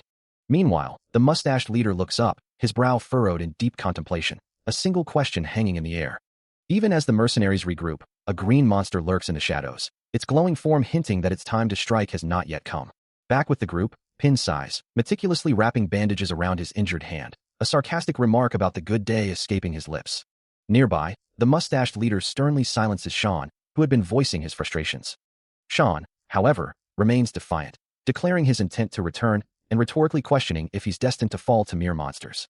Pin, still annoyed, mutters to himself about Keen, promising a future confrontation. His frustration boils over, wishing he could simply unleash his full power without consequence. Helmet and Pin, still aiding the mercenaries, find themselves in a moment of respite, though the thought of their departure lingers in the air. Pin, relieved, remarks that they should simply be glad to be alive. He then expresses his gratitude to Helmet for his survival, who returns the sentiment, acknowledging that he may have acted a bit rashly. The mustached leader, observing their exchange, lets out a dismissive humph, then questions Helmet's continued presence, having assumed he would abandon the mercenaries. Helmet simply states he doesn't know why they're still here, but adds that their bone fractures don't seem to bother them today. The mustached leader, his expression hardening, insists there's no way he can risk it, muttering about a promise and concluding that he's better off alone. A flicker of resolve crosses his eye, a quiet affirmation of his solitary path. As Helmet turns and walks away from the group, he declares that they need to find a way for everyone, for all of them. Later, under the pale moonlight, he sits alone by a small fire, lost in thought, even though he's unsure what he can truly do. The mustached leader, his expression grim, reflects on his philosophy, believing that some tasks are best undertaken in solitude. He acknowledges the differing approaches of others, stating that he will allow them to proceed at their own pace, but his own path is clear. A dismissive sound escapes him, a clear sign of his unwavering conviction. His gaze hardens, and he firmly declares he simply does not agree with their methods. As he has stated before, he would rather face overwhelming odds alone than rely on an unreliable companion, preferring to confront 20 enemies by himself than trust a single ally. This stark preference, he believes, is directly tied to the concept of true safety. Ultimately, his decisions are driven by a singular, unyielding goal: efficiency. A stern leader addresses his mercenaries, declaring that instead of safety, they will prioritize efficiency. His words hang heavy in the air, as the mercenaries had quickly given up on the vast forest, finding its resources too scarce to justify the risk. One of them questions the notion of efficiency, but the leader dismisses their concerns. He challenges them, asking if the farmer's mercenary squad has no morals, before one of his men addresses him as Sir Miles. Miles scoffs at the idea of morals, considering them merely beautiful words, and then questions if survival isn't the most important thing of all. He reiterates his point, emphasizing survival. Miles explains that his strategy is simply a way to eliminate the weak, ensuring that if the monsters prove stronger than anticipated, they can still retreat without casualties. Helmet, observing the leader's cold calculus, concludes that such a drawing of lines means they are all going to be slaughtered. Sir Miles, his expression grim, contemplates the heavy decision before him. A desolate, misty forest stretches out, its barren trees echoing the silence. As the mercenary group rides through the eerie landscape, Miles observes the daunting emptiness around them. Tanya voices her growing concern, acknowledging their exhaustion and the unknown distance still ahead. Miles, however, remains unyielding, dismissing the tank guards as unhelpful and warning them not to cross him. He reiterates his stance, concluding that they are useless anyway. The group continues their relentless march, their horses' hooves echoing through the ruins of a deserted town. Miles leads the way, his figure resolute against the desolate backdrop. As the group moves through the desolate landscape, a sudden realization dawns on them. Pin lets out a frustrated yell, demanding to know what is happening, as some of their squad members begin to flee. His face contorts in a grimace of disbelief and anger, the sound of his own groan echoing his growing despair. Miles, observing the chaos, confirms the grim truth. The moment the squad understood they were merely bait, they scattered. Pin's voice, filled with incredulity, rings out, questioning if they were truly used as bait. A wave of frustration washes over him, as he curses their predicament, realizing they are trapped. He turns his back to the ominous forest, the weight of their situation pressing down on him. Tanya watches the unfolding disaster, her expression a mix of concern and grim determination. Miles steps forward, addressing the remaining mercenaries with unwavering resolve, declaring that if no one else will act, he will. He asserts their grim reality: they will have to save themselves from this perilous situation. The forest path, once a route of passage, now becomes a deadly trap as a horde of monstrous creatures swarms the mercenary convoy, leaving one to regret ever taking this mission. A mercenary, realizing the dire situation, contemplates a desperate move, wondering if acting now would change anything. Pin, his face etched with grim resolve, shouts a command to his comrades, urging them to prepare for the onslaught. He stands his ground, sword raised, facing the charging monsters head-on, warning that they are indeed coming. And before he can react, a powerful blow sends him reeling. A monstrous hand clamps around him, holding him captive as he grapples with the thought of his identity being revealed, cursing the indignity of such a death. Yet, defiance flashes in his eyes. He refuses to accept such a meaningless end, declaring that dying in such a place would be a worthless life. He looks down at the chaotic battle, his own stern words echoing in his mind. Remember my words. Death, a redeeming death, is in. Pin, meanwhile, is overwhelmed, his thoughts drifting to his origins, wondering, where I'm from, daredevils behind heroes are. Miles, too, is caught in the terror, questioning if I'm human like them. But Helmet's gaze hardens, his resolve unwavering, thinking, no matter. His hand clenches, a silent promise forming as he watches these people. The mercenaries are being torn apart by the relentless horde, and Helmet can't bear to see them fall, declaring, "I don't want them to die." His boot plants firmly on the ground, a memory of Darien's words echoing in his mind. "Darien, I remember what you said." With a determined swing of his blade, Pin commits himself to the fight, thinking, this time, he won't back down. Meanwhile, Helmet draws his own sword, a quiet resolve settling over him as he considers, "I'll trust humans." His gaze sharpens, a silent promise forming in his mind for everyone caught in this chaos. A surge of vibrant purple energy erupts around him, crackling with raw power. A secret he holds close, knowing that this ability is all a secret. Miles and Pin recoil, their faces etched with disbelief as they stammer, "Wait. What?" Pin's brow furrows, sweat beading on his face as he struggles to comprehend the sudden turn of events. While a monstrous roar echoes through the air, a white-furred beast lunging forward with a guttural kh. More of the terrifying creatures swarm from the shadows, their forms blurring with aggressive intent. He moves with blinding speed, a torrent of vibrant purple energy erupting around him as he strikes, sending a monster's claw recoiling. The purple aura intensifies, pushing back multiple white-furred creatures in a single, sweeping motion. He leaps high into the air, a vortex of power swirling around him as he continues his relentless assault through the horde. The sheer force of his ability sends a cluster of monsters flying, their bodies contorting amidst the explosive purple energy. From a distance, Miles stares in utter disbelief, struggling to comprehend the scene unfolding before him. A dream? No way. Helmet, he mutters, his voice laced with shock. Above the chaos, the purple energy expands further, weaving intricate, glowing lines across the dark, star-dusted sky. The lines coalesce, forming a vast, shimmering web of pure power. At the heart of this cosmic tapestry stands Helmet, his form radiating with the same potent purple light, the master of this newly woven domain. One of the white monsters is caught within the web, its body contorting and crushing under the immense, inescapable force. Helmet's formidable purple energy continues its descent, swirling with destructive power. His gaze is sharp, his jaw set with unwavering resolve. As he steps forward, advancing deeper into the horde, the white-furred creatures shriek in terror as the violet force erupts around him, tearing through their ranks. One monster, caught directly in the blast, lets out a desperate cry, as the crushing energy engulfs its very head. Helmet continues his relentless assault, purple energy swirling around him as he decimates the white-furred monsters. With a decisive stomp, he crushes one creature's head underfoot, his gaze unwavering and resolute. After the brutal encounter, the forest canopy above seems to offer little solace, its branches reaching like skeletal fingers towards a muted sky. Around the clearing, the mercenaries stand vigilant, their blades still drawn, ready for any lingering threat. One of the leaders, his face etched with disbelief, mutters, "Brace, it's a miracle, this beast monster." A voice from the group observes the fallen creature. What a coward. An awful sight when it saw its subordinates die. Meanwhile, Pin stares at the protagonist, his expression a mix of shock and confusion. "How did you?" Helmet, holding his dagger casually, dismisses the question with a calm demeanor. "It's nothing. My body's just healed." The mercenary captain's thoughts race. "I know it." He continues, a new understanding dawning. "See what I thought I saw. I think that it's possible." The mustached leader expresses his disbelief, wondering how someone of his rank could possibly manifest such an ability, while Tanya, standing beside him, simply urges him to pick up the pace. He continues to ponder, how could a mere rank 2 possibly manifest such an ability? Meanwhile, Helmet walks calmly through the forest, a narration box noting that Darien had once told him that resting was also part of his training, but he finds it boring without a sword to swing, as Tanya, still focused on the task at hand, remarks that it doesn't look like they have many choices left. The mustached leader clutches his head, a memory flashing through his mind, as he recalls the shocking events. With a decisive step, the group continues their journey. As they walk through the dense forest, the mustached leader questions their next move, wondering what they should do now. He then asks Pin if he knows what will happen if they leave the forest, to which Pin replies with a grim expression, "We need to find the left path."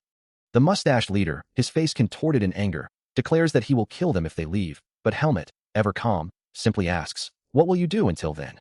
Helmet continues walking, his thoughts distant, muttering that he hasn't even gotten his share of the loot yet. Even as the mustached leader gripped him by the collar, his face contorted in anger, Helmet remained unfazed, musing aloud about the strange reality of their situation.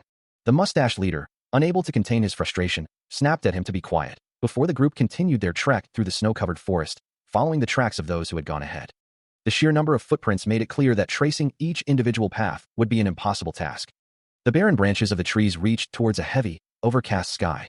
As they continued their journey through the desolate landscape, one of the mercenaries admitted his head was still spinning from all the recent events. Another suggested that once they found a shaded spot, they could finally rest. Pin, observing the ground carefully, noted the abundance of tracks but sensed no immediate danger or presence nearby. Looking ahead, He concluded that the others seemed to be fine, wondering if they had already reached the forest's outskirts. Pin pauses, his senses alert, wondering if Tanya can also feel the subtle shift in the air. Meanwhile, Helmet, his violet eyes glowing faintly with focused energy, confirms the disturbance, sensing a powerful energy signature nearby. The source of the energy becomes clear. A chaotic battle rages in the distance, a clash between numerous figures, some appearing monstrous, others human, amidst the snow-covered landscape. The mustached leader, his expression grim, acknowledges the situation with a frustrated sigh, recognizing the familiar signs of conflict. Helmet, ever observant, adds a crucial detail. The battle is approximately an hour away, and a powerful leader is present among the combatants. The mustached leader considers this, his thoughts turning to the implications. He knows they must act quickly. Pin, however, expresses a more pragmatic concern, questioning the wisdom of engaging in a fight that isn't theirs, especially if the others have already moved on. The mustached leader firmly reminds him of their mercenary code, emphasizing that their priority is the completion of their quest, not personal vendettas. Gathering his entire group, including Tanya, Byrne, Uter, and Sean, the mustache leader declares their immediate course of action. They will handle the present situation before considering anything else. Pin adjusts his hat, a wry smile playing on his lips as he acknowledges their reputation, remarking that they are indeed the face of mercenary bounds. He then turns to Tanya, who stands beside him, and with a determined expression, the mustache leader gives the command to move out, urging them forward. As they begin their march through the rugged terrain, he reminds his team to secure the client and their goods, emphasizing their primary objective. Meanwhile, deep within a desolate, skeletal forest, a horde of monstrous figures emerges from the shadows, their forms indistinct but menacing.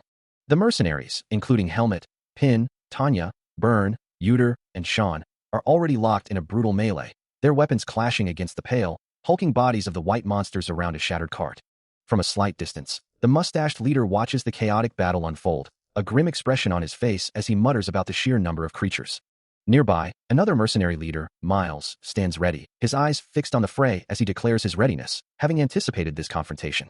Suddenly, a massive green monster, its body rippling with raw power, begins to glow with an ominous emerald aura, preparing a devastating attack.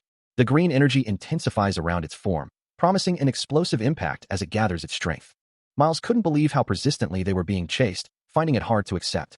Meanwhile, the towering green monster questioned its minions, wondering if they weren't satisfied with just the mercenary squad. With a guttural roar, the creature unleashed a torrent of green energy, its power surging. Back in the fray, Miles parried a flurry of attacks, his blade deflecting the relentless onslaught of the white monsters. He gritted his teeth, a silent resolve hardening his features.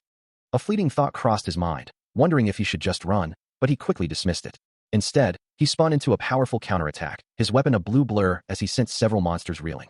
Turning to a nearby ally, Miles called out, "Hey Max, what's up, Fully?" He then explained the grim reality of their situation, stating that everyone would die if they only defeated the minions and not the leader. He considers the implications of the monster's power, a chilling thought echoing in his mind. Meanwhile, a monstrous silhouette looms, its voice a cold promise. All witnesses will be gone. A mustached leader, surrounded by bat-like creatures, nods in grim agreement, believing their reputation would be safe, calling it a great idea. He then barks orders to his mercenaries. Everyone disperse, as they engage the swarming white monsters. Miles, witnessing the unfolding chaos, can only stare in disbelief, a silent question hanging in the air. The green monster, with terrifying speed, snatches Pin and hurls him high into the air, a helpless cry escaping the mercenary. Max, seeing the horrific sight, cries out in alarm, his voice filled with terror. Miles, his face contorted in shock, can only utter a desperate plea. "Oh my dear God!" The mustached leader, now slumped at a table with his men, lets out a groan of utter defeat, the weight of the disaster crushing him. The mustached leader's face contorts in a grimace of profound regret, realizing he had made a terrible error in judgment. Trusting the face mercenary squad, a decision he now recalls as they abandoned the group. Suddenly, the green monster unleashes a terrifying roar, its form wreathed in crackling emerald energy. It strikes a mercenary with a powerful blast of green energy, sending him reeling backward.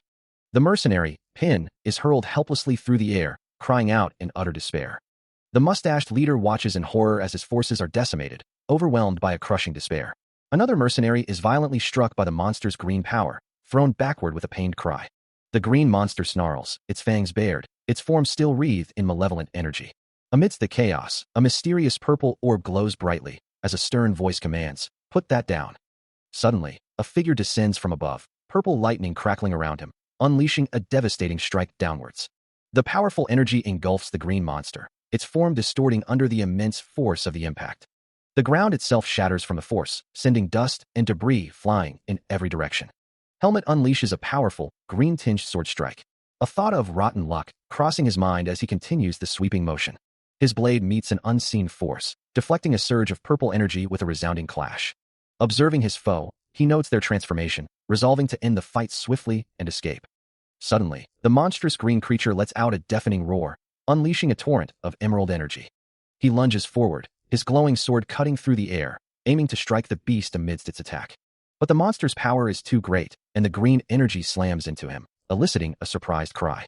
He recoils from the impact, his clothes tearing, as the formidable creature looms over him.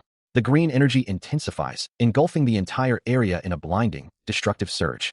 The green monster's overwhelming energy attack continues to surge, engulfing everything in its path. A blinding flash of emerald light erupts, accompanied by a deafening roar and a piercing shriek as the assault intensifies. The air itself seems to tear apart, shredded by the sheer force of the monster's power. Helmet, caught within the maelstrom, observes the destructive energy swirling around him, a silent acknowledgement of its might. The monster's green aura continues to expand, its tendrils lashing out and tearing at the very fabric of the environment. Amidst the chaos, he reflects on his own limitations, a quiet thought forming in his mind. Suddenly, the ground beneath the monster begins to crack and shatter, a powerful force emanating from below. With a blinding flash of purple light, Helmet strikes, his glowing blade connecting with devastating force. He looks down at the impact site, a single word escaping his lips as the green energy begins to dissipate. He observes the monster's continued assault, a thought forming in his mind. The creature's attack is identical to its previous one, he realizes, turning his back to it for a moment. A fierce resolve hardens his expression. The monster's green energy pulses with renewed intensity. His eyes flare with a brilliant violet light, and the monster recoils, its maw opening in a silent roar. A torrent of purple energy erupts from him, striking the creature and causing its vibrant green aura to flicker and dissipate. He channels the raw power through his hand, the purple lightning crackling around his fingers, just as Darien had taught him. Even if the monster could absorb all the demonic energy in existence, he thinks it wouldn't be enough. The purple energy swirls around his form as he continues his relentless assault, convinced that this creature is still weaker than the true threat he once faced. His violet eyes burning with resolve, Helmet's purple lightning surges forward, meeting the monster's green energy in a violent, crackling collision. The force of his descending strike sends the creature reeling, its green aura shattering into countless fragments as the overwhelming power connects. A guttural scream tears from its throat, the purple energy continuing its relentless descent. Helmet presses his advantage, his body a conduit for the raw, crackling power as he drives the monster further down. Another pained cry echoes as the final, crushing impact lands, the purple lightning consuming its target. Through a desolate, leafless forest, two figures make their way, the silence broken only by the rustling of unseen movement. Suddenly, the air erupts with frantic motion as Helmet, a blur of dark clothing, engages a horde of green-skinned monsters, his attacks precise and devastating.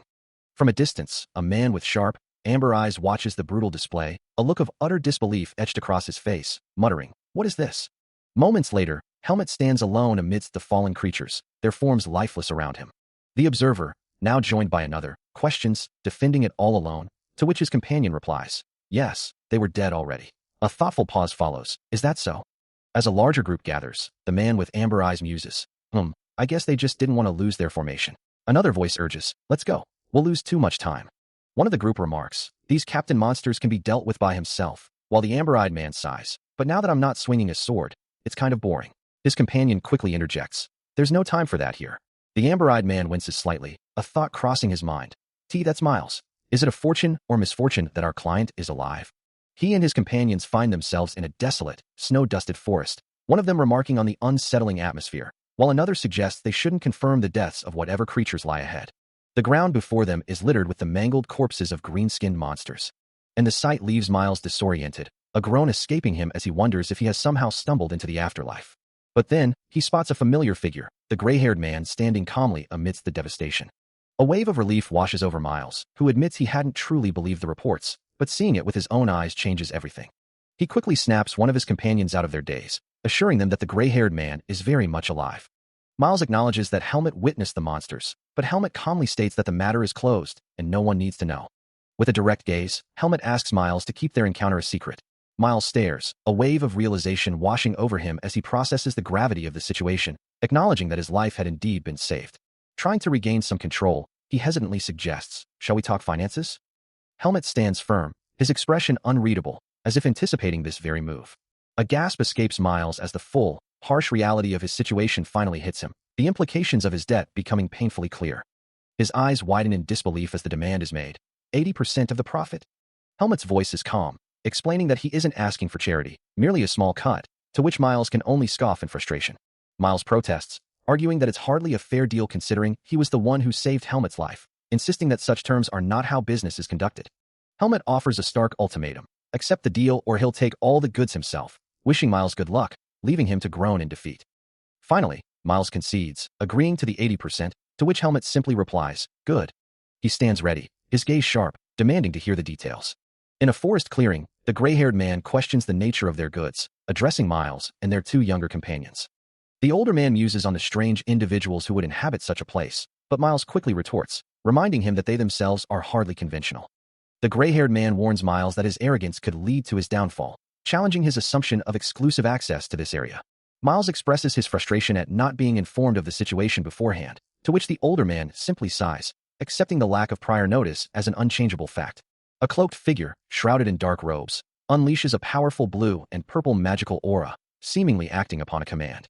The gray-haired man identifies the mage as Watson, a name that immediately resonates with Miles. Miles elaborates, describing Watson as a master of the dark arts, known for a notoriously difficult personality.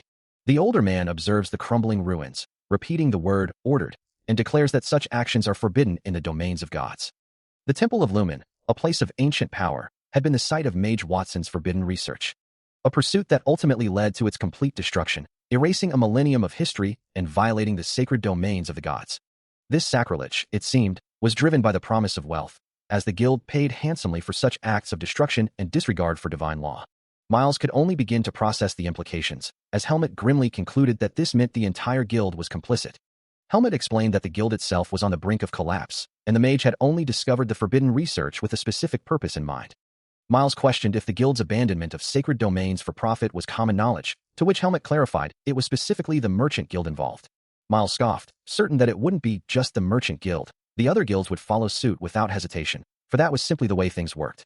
Helmet then revealed that they hadn't even attempted to fight the mage, and that Antigal was the only one who regularly undertook such dangerous commissions. Miles's eyes widened in recognition, connecting the destructive mage to the infamous name of Antigal. He nods in agreement, recalling how a few years ago, the divine barrier had almost been completely destroyed. Helmet confirms the subject, his expression grave as he speaks of the divine barrier. Erected to protect the city from external threats, it also possessed the ability to detect the flow of mana. The temple had become its guardian, but the sheer mana that shattered the barrier was beyond their capacity to handle. Of course, the guild had attempted to cover up the incident, but the mage responsible was none other than Antigal, a sorcerer powerful enough to achieve such a feat. When the temple's barrier fell, the temple, which had made a contract with the guild, likely suffered the same fate. If divine power had been involved, it would certainly explain the overwhelming force. The black mage he'd heard about, of Roots, wasn't anything particularly impressive though. He hopes this mage isn't the one they're dealing with now. A sigh of relief escapes him as they finally leave the monster territory behind. With dusk settling, he decides to set up camp for the night, planning to meet the mage the following day. Suddenly, a familiar voice calls out, surprising Helmet. Miles approaches him through the bustling camp, requesting a moment of his time. After a brief pause, Helmet nods, agreeing to the conversation. Miles extends his hand, offering something, which Helmet questions. He explains that his body is reacting to the strain of overusing his powers, and he's not a healer or support mage who can easily fix it. An orange glow emanates from his hand, as he observes his body's increasingly strange condition. Miles looks on with concern, inquiring about his well-being. He reflects on the effectiveness of his training, a thought that brings a slight frown to his brow. His gaze sharpens, a question forming in his mind. What would he do once his memories returned? The name Helmet echoes, a faint whisper of his past. Miles stands before him in a sun-dappled forest clearing, offering a sincere thank you for protecting the Face Mercenary Guild. Helmet looks away, a new resolve hardening his features, thinking, for now on. Miles continues, his voice filled with gravity, acknowledging that without Helmet, both he and their guild would have perished long ago. He reiterates his gratitude, knowing his thanks could never truly repay the debt. Helmet considers this, then Miles suggests, other than, maybe you looking into your memory, after you. Miles then shifts the conversation, reminding Helmet that he brought medicine for his recovery, something he's confident he can obtain. Miles concludes with a warm smile, affirming their bond, and, we're comrades after all. As he looks down at his hand, a quiet thought forms in his mind. Helmet acknowledges the importance of having comrades he can truly trust. Standing before him, Miles affirms this sentiment, confirming their shared bond as true comrades. A desolate, rocky peak pierces the cloudy sky, its barren slopes offering no solace. Further on, a path winds through a forest of gnarled, skeletal trees, the rhythmic clopping of hooves echoing as a small, covered wagon makes its way deeper into the eerie landscape. Miles, his brow furrowed in concern, listens to the continued clopping, a quiet hum escaping his lips as he considers their predicament. Stopping amidst the twisted trees, he declares, "We're trapped here," a chilling giggle seeming to emanate from the very air around them. His younger companion, looking bewildered, questions, Then is this the right place to go all the way? But it's just a forest, not something to a place like this. How is it that you say the items like this?" Miles, his expression grim, clarifies, "We're going to carry the items to Antil's abode." The younger man's eyes widen in shock. Then, are you saying this place is Antil's abode?" Miles begins to respond, "What are you?" As if in response to the revelation, a glowing blue pendant is shown, its ethereal light accompanied by a thought. Rather than just standing 100 feet, it'd be faster if you could just pick yourself. A cloaked figure stands before a massive, glowing blue crystalline structure, its surface shimmering with intricate patterns as a low hum emanates from it. The structure pulses with an ethereal blue light, drawing the cloaked figure closer as energy swirls around them. Inside the swirling blue energy, a red-haired companion stares in disbelief, his eyes wide as he exclaims about the magic, while Helmet, his expression grim, acknowledges the sheer power of the phenomenon. Helmet's gaze is sharp, his thoughts unreadable as the spatial distortion intensifies around them. They are now hurtling through a tunnel of brilliant blue light, surrounded by other figures, all caught in the rapid transit, leaping through space. The journey through the shimmering blue void continues, the figures enveloped in a dazzling, high-speed passage.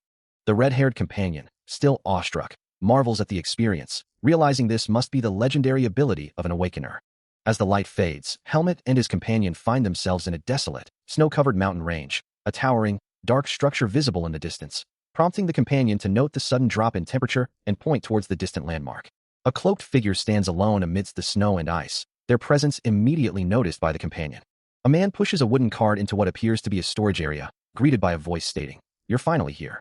The voice belongs to an older man with a long, braided white beard. His back turned, revealing an ornate blue cloak and a staff. This figure is a representative from the Butin Merchant Association. After a brief pause, the merchant confirms, "All right, everything's here." He taps his fingers on a wooden surface, expressing his deep satisfaction with the acquired goods, noting their apparent difficulty to obtain. He then turns to face the delivery man, remarking, "That man, you acquired more than I expected, as rumors suggest this man can even procure items from the impossible black market." Helmet sits by a flowing river, reflecting on Darian's words that rest is also a part of training, but finds himself bored without a sword in his hand. Meanwhile, the Butin merchant, pleased with the delivery, confirms that the requested items have been processed, and if interested, more could be acquired. He then instructs to add the request fee to the total, bringing the cost to a staggering 150,000 marcos. As the merchant thanks the delivery man, a muscular man and a younger figure nearby gasp, utterly shocked by the exorbitant price. The delivery man, unfazed, simply states that he has no use for the items, while the merchant muses that he'll likely just sell them back. From a distance, Helmet observes the transaction, his deep violet eyes glowing with an intense, almost supernatural light. The Butin merchant, still focused on the delivery man, acknowledges his reputation, having heard that he commands immense power, and wonders if it feels different to him. He then considers that it's not just the delivery man's power, but also his ability to cancel out the merchant's own mana. The merchant looks on with a thoughtful expression, while Helmet, still observing, lets out a soft, knowing ho. An old mage stands before Helmet, reminding him that even Darian himself once said resting was part of his training, though Helmet finds the lack of sword practice rather boring. The mage's thoughts drift to the profound truth that those of his level can perceive the world's hidden depths. Helmet, however, senses a deeper truth, a power far beyond what the mage reveals, a hidden depth that even a mage of his own level might not fully grasp. A scoff escapes the old mage as he stares at Helmet, amused by what he perceives as a dark child. Suddenly, the air around them shimmers, and vibrant blue magical energy begins to swirl and coalesce. As Helmet unleashes his own power, a brilliant blue magical circle forming beneath him, pulsating with raw energy. The old mage responds in kind, his own body enveloped in a powerful blue aura, declaring himself a mage of immense capability, one who has learned the very essence of this world. But Helmet, his eyes glowing with fierce determination, stands firm, his voice cutting through the magical maelstrom to declare that the mage's intentions will not come to pass. As intricate magical chains and runes bind a glowing blue orb in his hands, Helmet swears upon the name of the mage Anti-All, his commitment absolute. He speaks of a mage's oath, a promise that, once made, cannot be broken and will be kept. Then, with a commanding presence, the old mage declares, now, his form wreathed in a vibrant blue aura. Observing the display, Helmet notes that while the power is unusual, it's not entirely different from his own, prompting him to voice a question. The old mage, in turn, points a finger, asking if his inquiry concerns the seed of darkness residing within his heart. Helmet confirms it, and the mage presses further, asking if he is aware of the true intentions behind it, to which he simply hums in contemplation. The old mage's face contorts in disbelief, declaring the situation impossible. As Helmet begins to speak of his soul, the old mage vehemently cuts him off, warning that the seed of darkness is intimately connected to his very life, and its removal would inevitably lead to his demise. He clarifies that Helmet is not a demon, but that mortals born with such a seed are rare, destined to be consumed by it until death. Helmet's form begins to glow with a fierce red energy. The old mage reiterates the danger, emphasizing the seed's deep connection to Helmet's heart and the fatal consequence of its removal, as Helmet's eyes burn with a vivid red light. He gazes at the intricate blue magical construct before him, a faint sense of boredom creeping into his thoughts, despite the gravity of the situation. The old mage, surrounded by shimmering blue energy, clarifies his role, explaining that he is merely a practitioner of magic, not a divine being, and that this is his first encounter with a human who can control the seed of darkness. Helmet questions the concept of control within the swirling magical patterns. As the mage reveals that he has literally embraced the seed, his body unable to reject it, causing a powerful red aura to erupt around him. The mage observes that it's almost as if the seed has been waiting for this awakening, while Helmet muses that it normally demands from its host, but now that he's not swinging a sword, it's kind of boring. The old mage continues, explaining that the seed of darkness is now an intrinsic part of his life, and its removal would inevitably lead to his death. Helmet, surprised by this revelation, then remarks on the temple's discovery of the seed, finding it interesting how the mage perceives it. He reflects on the mage's unique perception, wondering whether to feel relieved or not that the mage can see the forest of roots within him. The mage then reveals that even the prophet Lumen wouldn't be able to detect the traces of the seed, not even an archmage, implying his own unique insight, and confirming that he brought Helmet here because he already knew about the seed. As he considers his situation, Helmet acknowledges the need to avoid areas saturated with demonic energy. The old mage continues, explaining that if Helmet can maintain his current state, he might control the seed, but warns that if it activates, he would be consumed by it, just like everyone else. He elaborates on the seed's true nature, stating it will first devour Helmet, then eventually, it will consume countless lives, turning him into its perfect host. This grim fate, the mage reveals, is the common destiny for all who receive the seed of darkness. With a resolute gaze, the old mage declares that outcome will not come to pass. Helmet meets his gaze with unwavering determination, proclaiming his humanity as his shield. A slight smile plays on the old mage's lips as he concedes, Helmet is indeed correct. He then muses that since humans were the ones who created the seed, it must also be humans who ultimately destroy it. Turning his full attention to Helmet, the old mage confesses his interest hasn't been piqued in a very long time, promising to keep a close watch on the special boy. The old mage's voice resonates with ancient power, declaring, if you aren't able to overcome it, then you're not worthy of my attention. Helmet listens intently, as the mage continues, and you never know. With his hands glowing with potent, ethereal energy, he adds, if you can reach a realm that far surpassed mine, even the darkness itself may bend to your will. A vast, intricate magic circle flares to life around Helmet, pulsating with brilliant blue light as the old mage channels immense power into the ritual. The intense magical energy slowly dissipates, leaving behind a faint, shimmering glow as both men observe the aftermath.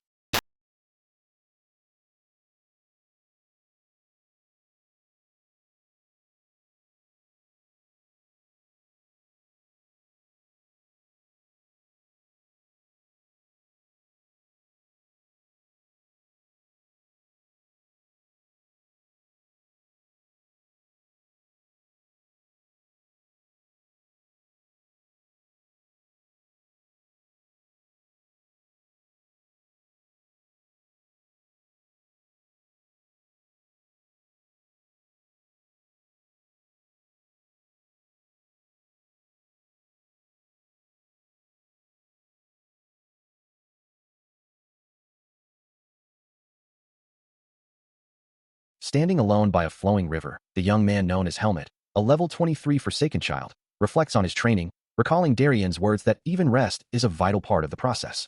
Yet, as his hand meticulously pens a letter, he admits to himself that without a sword in hand, the quiet moments feel somewhat tedious.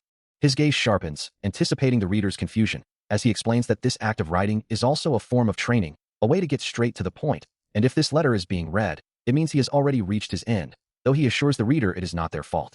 He reiterates the importance of clearing one's head, emphasizing that every moment, even this one, must be considered part of the journey. The letter then directs the recipient to a specific location, a place called Baden. He describes Baden as a place where children of their age reside, hinting at a community or refuge, and warns that the human world, despite its familiarity, can be far more perilous than one might imagine. Overlooking a sprawling city, he reassures the reader that no matter what they attempt, he will be there to help them.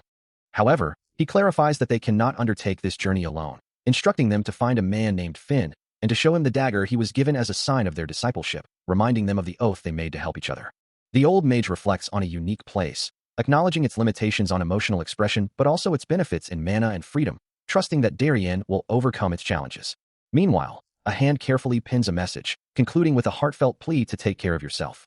The script itself betrays the writer's state, the letters appearing shaky and uncertain. Violet eyes gaze down, a thought forming that Darien must have struggled immensely to even put pen to paper. Helmut sits alone, his back to the viewer, contemplating the letter laid before him. He picks up the message, his expression unreadable as he absorbs its contents. A quiet thank you escapes his lips, a profound sense of gratitude washing over him. He admits to himself that he had been lost, unsure of his next move, relieved that the letter had provided him with direction.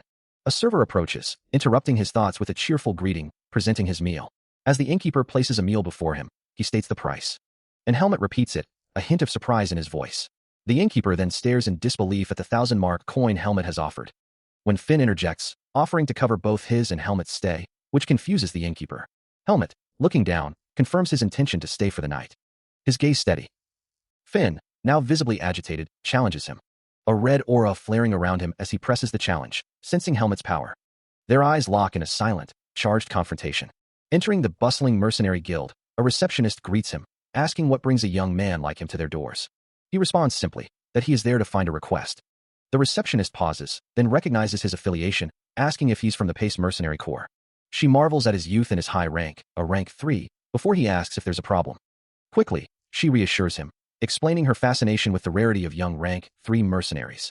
Then, getting back to business, she asks if he needs a request, to which he replies that he's looking for a difficult one to gain experience. She suggests a metropolis, noting that there are some difficult requests to be found there. Presenting a document, she asks how this one looks, as he takes it to examine. It's an escort request to protect a lady, with a reward of 200,000, which she emphasizes is considered a difficult task. Helmut listens intently as the receptionist explains that, of course, there is a condition for such a high-ranking request. He asks about the nature of this condition, while the receptionist, with a bright smile and a thumbs up, seems to be enjoying the suspense. Helmut maintains a serious expression, awaiting her explanation. A slight thrum of excitement or nervousness passes through him as he stands there, cloaked and ready, his attention fully on the task at hand. The receptionist then reveals the peculiar requirement. The escort must be the lady's type. Helmut's eyes widen slightly in surprise at the unexpected condition. The sprawling rooftops of a bustling city stretch out under a clear sky, its central square teeming with the daily lives of its inhabitants. Helmut, cloaked and contemplative, lets out a soft sigh, as Darien reminds him that his image is important, especially when dealing with nobility, questioning if he's intentionally trying to make a bad impression. Darien continues, emphasizing that his attire needs to be at least decent, though he concedes that Helmut's face is already halfway there. That's why he suggested they come together, instructing Helmut to return after buying some nice clothes, promising to have the rest ready for him. Darien then insists that since Helmut only wants the highest quality, he has the perfect clothes in mind. A blonde tailor, with a wide, confident smile, presents a sleek, dark suit, asking for Helmut's opinion. Helmut stands, now clad in a refined suit, the tailor's words echoing that clothes truly make the man. The tailor, admiring his work, exclaims how handsome he looks, playfully calling him honey, only for Helmut to correct him, stating his name. Chuckling, the tailor admits he couldn't help himself, finding Helmut too cute in his new attire. Then, shifting to business, he informs Helmut that his introduction has been sent over. Helmut, now feeling ready to resume his training with the new cloak, is assured by the tailor that he looks perfect. Suddenly, the tailor's expression changes as he notices someone approaching, murmuring that he's here. Both Helmut and the tailor turn, observing the arrival of a formally dressed individual. The tailor offers a polite welcome, while Helmut attempts to discern the newcomer's affiliation, asking if they are from a specific house. The newly arrived figure, impeccably dressed in a suit with a turquoise cravat, declares their purpose: to check on the mercenary who accepted the request. A discerning gaze falls upon him, a quiet question hanging in the air. As he turns from the counter, the soft thud of his footsteps echoes in the opulent shop. The new arrival's voice carries a hint of surprise, acknowledging his unexpected speed, yet still noting his pleasing features. The tailor, satisfied with his assessment, gives a final nod of approval, then gestures for them to proceed. Without further ado, the formally dressed man issues a direct command, leading the way out of the establishment. From behind the counter, a cheerful assistant waves them off, wishing them well. The two figures walk in tandem, their cloaks swaying gently with each step. They emerge from the grand building, its ornate facade receding behind them as they continue their path. The new arrival maintains a steady pace, guiding Helmut deeper into the city. He stands overlooking a sprawling estate, the rustling of leaves a soft counterpoint to his thoughts. As they move through the city, the man leading him introduces himself. My name is Dexton. I've done a similar request before. Dexton then asks if he knows about Briscolina, to which he simply replies, no. Dexton advises that honesty is always better, especially since his target is of high rank, requiring careful actions before inquiring. Do you have experience in Briscolina? He considers the task, comparing it to transporting items, but Dexton clarifies, the only difference is that you'll be alone, and the item is a person. Dexton offers him an out, suggesting the Royal Knights could step in if it's too difficult, but warns, we will know the results only after the check is complete. With a firm nod, he accepts the terms, simply stating, okay. As they continue their journey through the grand estate, a silent understanding settles between them. Silence is an important virtue in Briscolina. At the foot of a grand, ornate staircase, a dark-haired woman and a mustached butler stand in anticipation, the butler acknowledging a new arrival with a polite, welcome back. The woman explains the setting, revealing it to be the very inn where the Marquis's daughter is currently residing. Her thoughts drift to Marquis d'Aranjan, a figure she perceives to be of considerable status. As two figures descend the grand staircase, the butler again offers a welcoming greeting. The dark-haired woman scrutinizes the teal-haired man, wondering if he is the mercenary she expects, noting his surprisingly youthful appearance. The butler reassures her that the man has been verified by the Marquis's seal, ensuring there will be no issues, and instructs her to contact him if any arise. With a nod of understanding, the gray-haired man introduces himself as Cedric, while the teal-haired man responds, I'm Helmut. Helmut then turns to the butler, inquiring about the lady's whereabouts, only to learn she is currently having breakfast in the cafeteria. The dark-haired woman watches the exchange, her expression unreadable. He considers Darian's words, that resting is also a part of his training. But now that he isn't swinging a sword, it feels rather boring. Meanwhile, a young girl, dressed as a maid, complains about the rough fabric of her clothes, wishing she could return to the capital. The opulent dining hall of the inn is being prepared, with several maids attending to the long table laden with food. The same young girl, now in a more formal dress, addresses Cedric, inquiring about her attire. A distinguished butler gestures towards Helmut, introducing him as the newly hired mercenary. The young girl's bright blue eyes narrow with clear annoyance, as she dismisses the notion, stating her complete disinterest in mercenaries. With a slight blush, she turns away, suggesting that if Cedric believes the mercenary is acceptable, he should manage him himself, for she has important matters to discuss with the Marquis. Cedric gently guides her away, reminding her that the mercenary hasn't yet eaten and must be hungry, and that he himself also requires some rest. She pauses, a look of surprise on her face, before agreeing that he is right and suggesting he should at least have some snacks. Inside the opulent mansion, the soft thud of footsteps echoed as Helmut, Cedric, and Lady Xenia moved through a grand hall. Cedric glanced down at the young noblewoman, a silent question in his gaze, while she kept her eyes fixed on the floor. Her vibrant, violet eye, however, betrayed a deeper intensity, observing something unseen. Finally, she lifted her gaze, her expression thoughtful as Helmut remained in the background.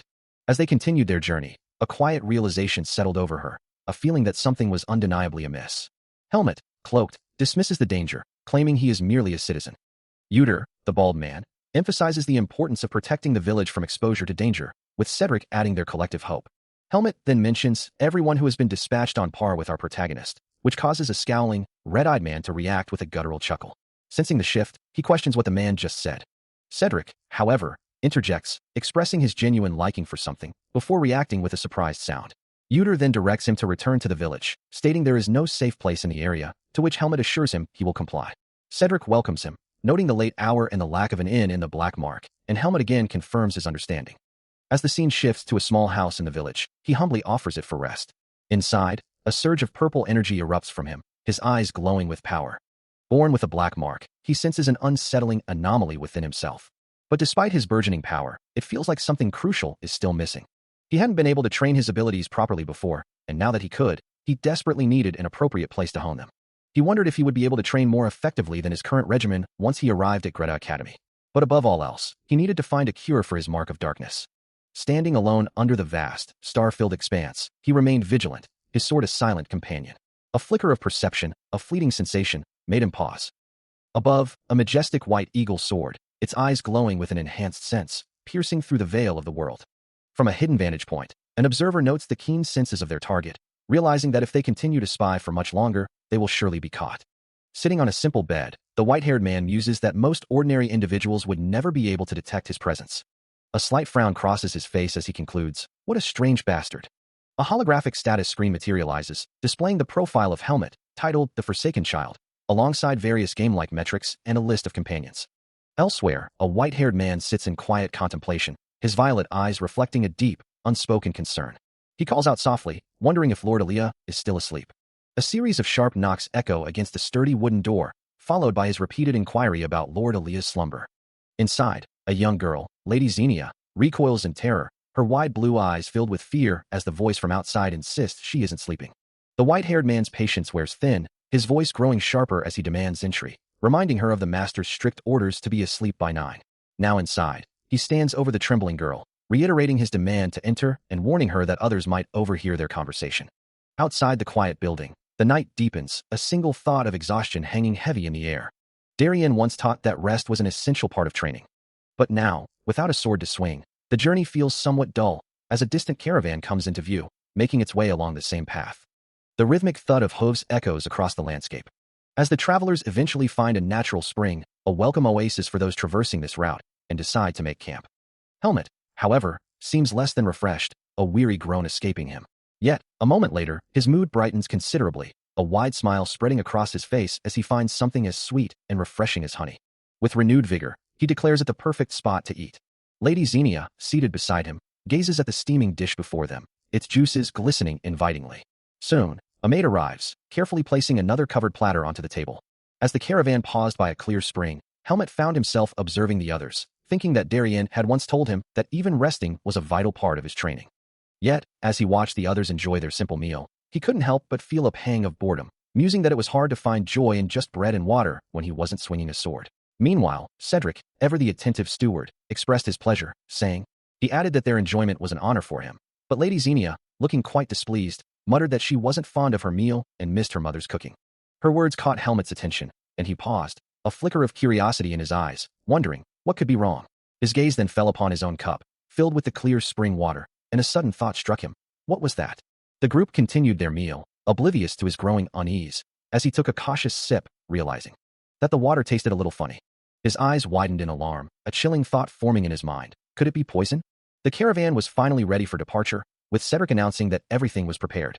Meanwhile, he found a quiet spot to rest, muttering about his exhaustion and the need for a quick nap. Helmet, still feeling the lingering effects of his training, settled down with a cup of water. Cedric, having ensured the young lady was settled, took a moment to wipe his mouth, a sigh of relief escaping him. He then approached the carriage, announcing to its occupant that with everything packed, they should depart. But as he turned, a sudden, alarming sound caught his attention, his eyes widening in surprise. Unaware of the commotion outside, Lady Xenia slept peacefully within the carriage, perhaps dreaming of her journey's end, or reflecting on her identity as Lord Aaliyah. Helmet, clutching his throat, gasped in horror, the poison taking immediate effect, while Cedric cried out in shock. The young man collapsed to the ground, convulsing violently, as Cedric screamed his name, demanding to know what was happening. Green liquid bubbled from his mouth as his body continued to seize, a horrifying sight. A gasp escapes Cedric as he stares, horrified, at the scene before him. Around the caravan carriage, several figures lie motionless on the ground, victims of a swift and brutal assault. The forest floor is littered with more fallen forms, their dark cloaks blending with the shadows. One assailant lies slumped against a tree, utterly defeated. But amidst the carnage, Helmet stands tall, his sword drawn, a silent sentinel over the incapacitated attackers. He surveys the scene with a cold, unwavering gaze, his recovery from the poison seemingly complete. Then, a sudden blur of motion, he moves with impossible speed through the trees. His eyes glow with a deep violet light, sensing more enemies approaching from the depths of the woods. Standing over another fallen foe, Helmet declares that they should not have awakened him, like a sleeping monster. Still masked, he moves through the dense forest, a small device in his hand, reflecting on how Darien had once taught him that rest was an integral part of training. Now unmasked and leaning against a tree, he finds himself growing restless, muttering that not swinging a sword makes things rather boring, when a voice suddenly cuts through the silence, calling out to him. A close-up on his sheathed blade reveals the speaker's incredulity, demanding to know why he hasn't fallen asleep as intended. Nearby, two figures, one with striking blue hair and another with a dark beard, observe the scene, their expressions grim. The bearded man's eyes widen in disbelief, questioning how this could be possible. The blue-haired man, now standing over Helmet, presses him further, asking if he is indeed the one known as the Black Hawk.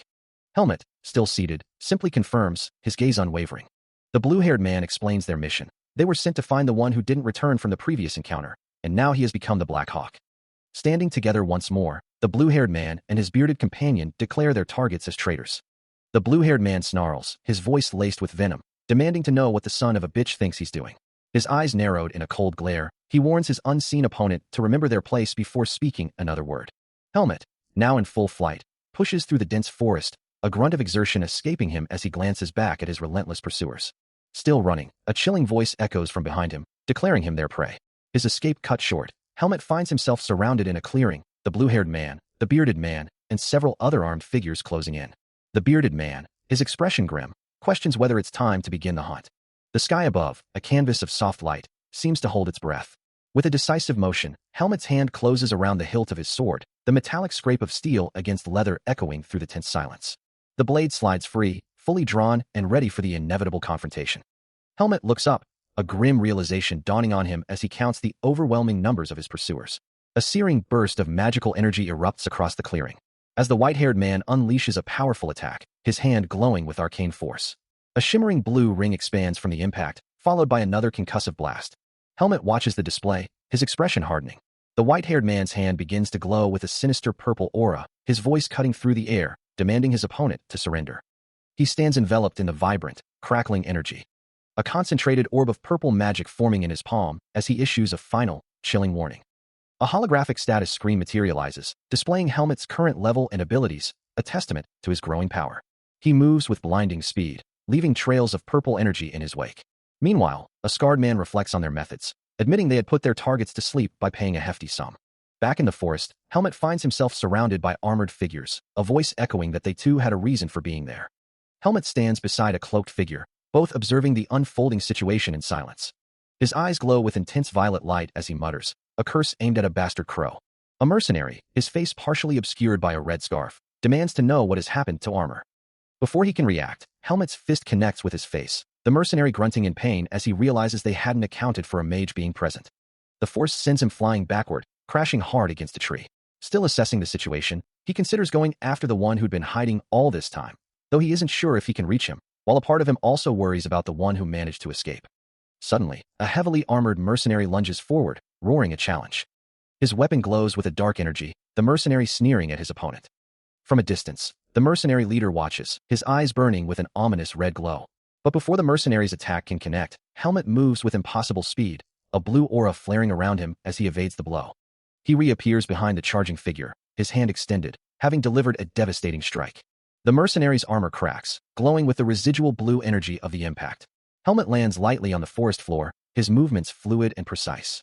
Just then, a cloaked figure emerges from the trees, promising him a swift end. From a hidden vantage point, the white-haired observer reflects on the words of Darien, recalling that even rest is a crucial part of training.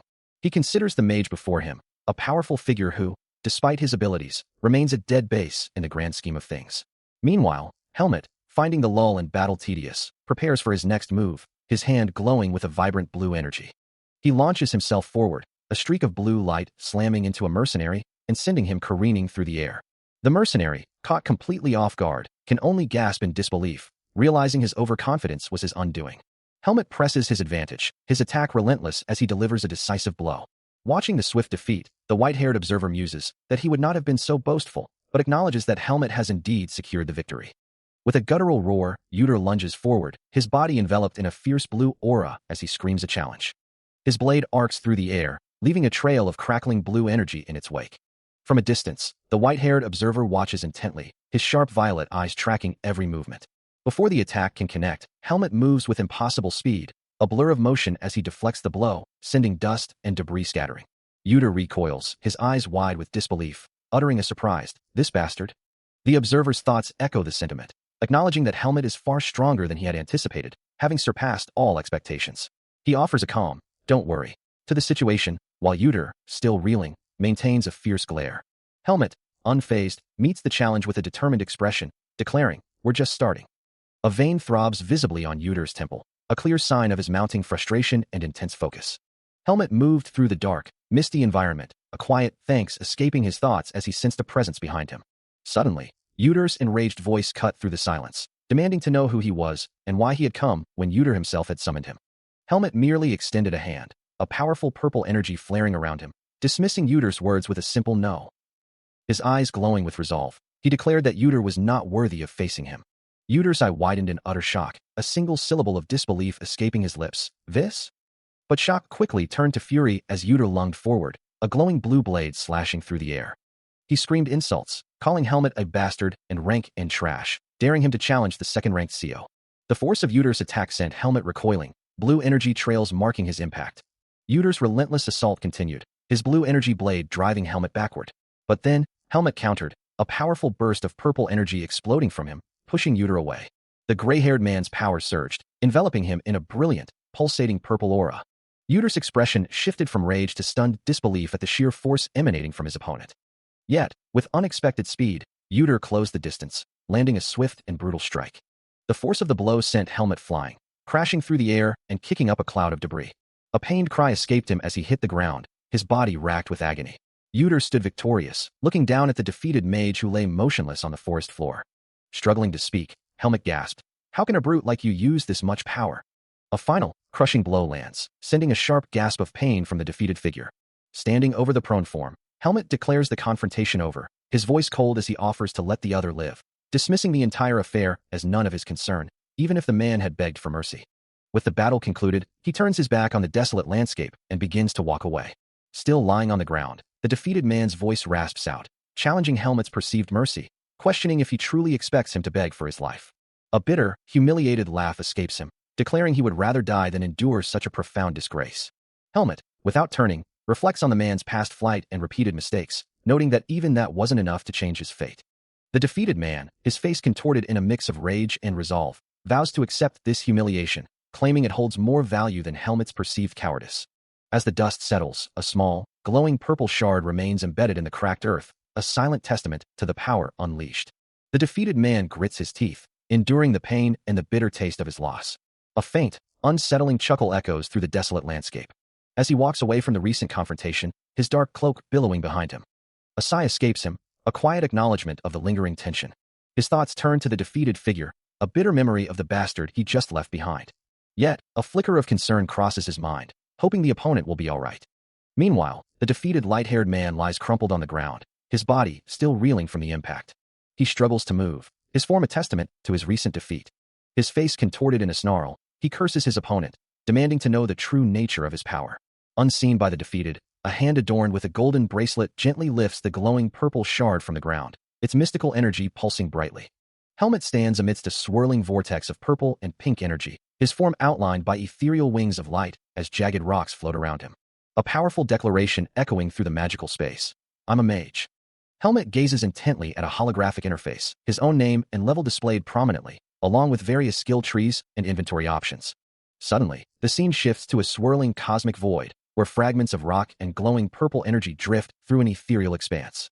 Below, a figure clad in white armor, radiating a potent purple aura, stands triumphantly over two cloaked individuals. One of the cloaked figures, masked in red, seethes with barely contained fury. The white-armored attacker unleashes a devastating purple energy blast, striking with immense force. The attack expands into a wide, destructive wave, sending debris scattering through the air. But before the chaos can fully settle, the white-haired observer steps forward, a hand glowing with nascent power. He warns his target, a powerful purple spell erupting from his palm, declaring that interference comes with a steep price. The spell connects, slamming into one of the cloaked figures, as the observer finishes his chilling pronouncement. As the white-haired observer made his move, one of the cloaked figures sneered, calling him a little brat, while another, cloaked in dark attire, accused him of arrogance. But before they could react further, he moved with blinding speed, a white blur of energy striking his opponent. A powerful magical aura, shimmering in pink and purple hues, erupted from his hand, engulfing the dark-clad figure. Despite the assault, the cloaked man retaliated, charging his own hand with crackling purple energy, ready to unleash a counterattack. However, the white-haired observer was faster, delivering a decisive blow that sent his opponent flying backward in a cloud of dust and white energy. Suddenly, a new group of cloaked figures emerged from the forest, one of them declaring that the observer would have to deal with all of them. Unfazed, the white-haired observer began to channel his power, a golden magic circle forming around him as he commanded them to stay still. Panic seized the new adversaries, some shouting to run, while another exclaimed how bewildering the situation had become. But there was no escape, as the observer unleashed golden energy lines, questioning where they thought they were going. He moves with blinding speed, a dark-clad figure caught mid-air as the white-haired observer strikes, sending them careening away. Another assailant lunges, blade flashing, but he parries the attack with effortless grace, his own movements a deadly dance. With a surge of golden energy, he unleashes a powerful burst, scattering multiple cloaked figures backward through the barren trees. Golden rings of light settle on the ground, trapping the fallen in their radiant embrace. He stands over a defeated figure, a quiet Tesuke, escaping him, observing the unconscious form of what appears to be their leader. His gaze is sharp, reflecting on the swiftness of the encounter, noting how quickly the others fled once their leader was incapacitated. Turning away from the scene, he walks deeper into the quiet, wintry woods. A massive, shattered rock lies in his path, its fragments scattered and stained with blood, a testament to the recent struggle. A soft huh escapes him, as he wonders if the remaining figures have already made their escape. A desolate, rocky expanse stretches under a pale, overcast sky. Through this bleak landscape, a figure plummets downward. His mind racing with disbelief at how quickly things had gone awry. He recalls the words of an old man, and the little brat from Page. The memory flashes of heavily armored figures, glowing with an unexpected magical aura, their presence a stark contradiction to what was expected. Now, leaning against a tree in a dense forest, the young man tries to piece together the events. He wonders aloud, when did everything begin to unravel? With a sword now in hand, Helmut looks up, his expression grim and ready for whatever comes next. Beside him, a woman watches the same unseen threat, her eyes wide with concern. He stares, his mind reeling from the memory of Darian's words, a stark contrast to the brutal reality of what had just transpired. A chilling thought pierces through his haze. Could it be that Paul, the formidable Paul, had been defeated? The implications weigh heavily on him, a silent gasp escaping his lips as he grapples with the impossible. He remembers the man's confidence, the way he carried himself with such an air of superiority. Now, standing amidst a desolate, snow-dusted landscape, Helmut surveys the grim aftermath of a battle, the cold wind whipping at his cloak. A sudden, unseen force slams into him, sending him sprawling to the ground with a cry of pain. The vast, barren expanse is littered with countless fallen figures, their bodies scattered like discarded dolls across the frozen earth.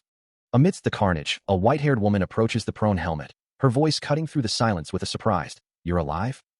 She looks down at him, her violet eyes sharp with a mixture of disbelief and relief. A sudden realization strikes, echoing through the dark, cavernous space. Nearby, the white-haired woman, her violet eyes sharp, issues a calm command, telling unseen forces to restrain their targets. Helmut, his expression strained, observes the situation, noting that the forces are already pushed to their limits. The white-haired woman turns to him, holding a small vial, explaining her intent to use its contents on the sleeping person, reluctant to waste her own mana at this moment. Helmut's eyes widen in surprise, recalling Darian's words about finding the best solutions, realizing such a simple answer had been available all along. A memory flashes through his mind, of two older men standing behind him as he laments letting his enemies escape, a past regret he still finds unfortunate. Returning to the present, he begins to question her, wondering how she managed it. The white-haired woman simply asks if he didn't fall asleep.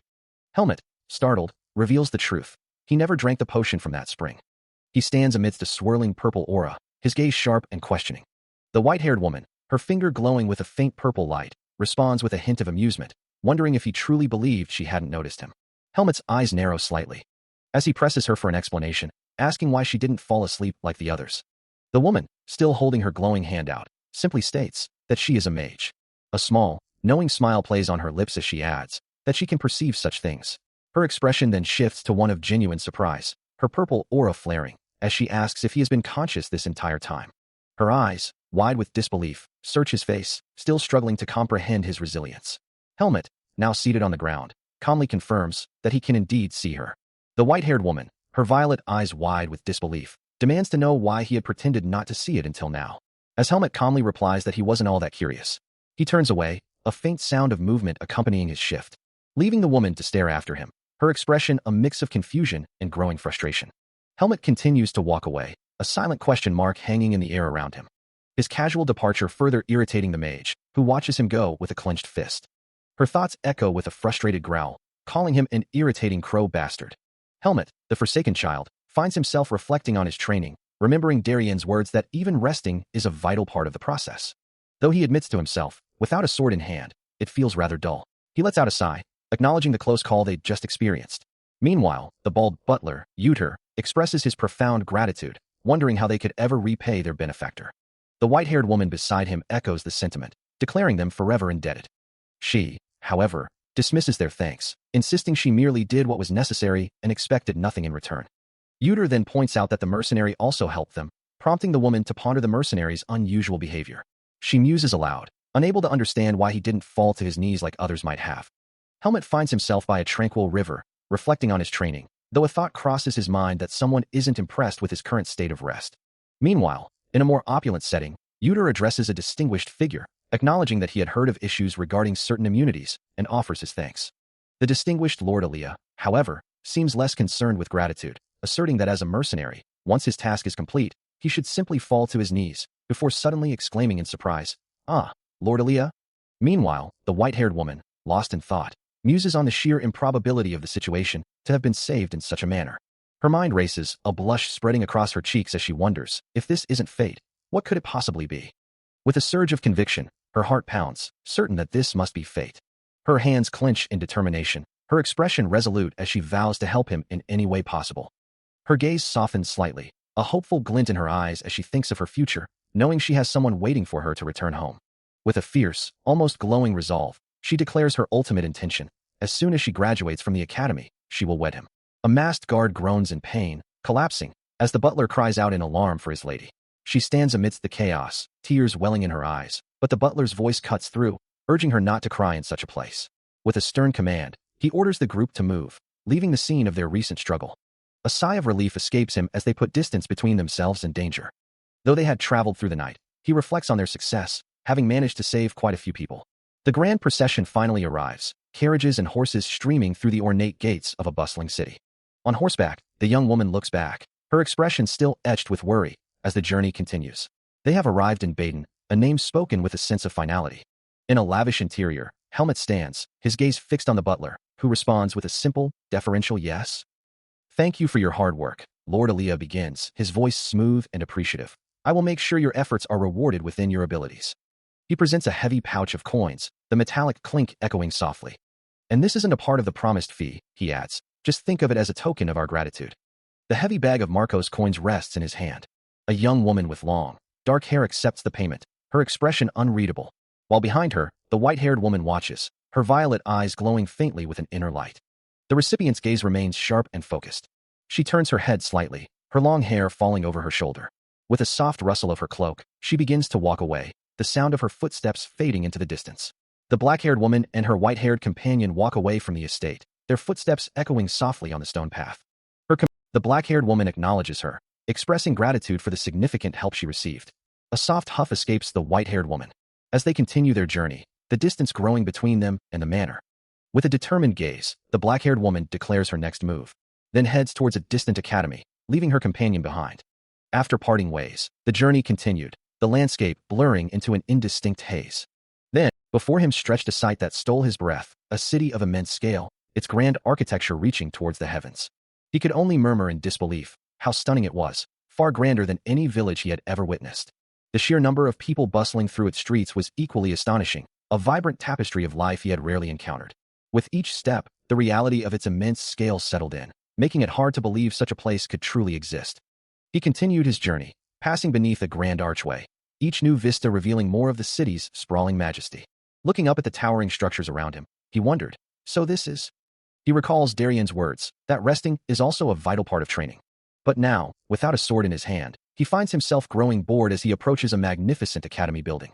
Entering the grand hall, his sudden presence startles a young woman at a desk, who mutters a name under her breath.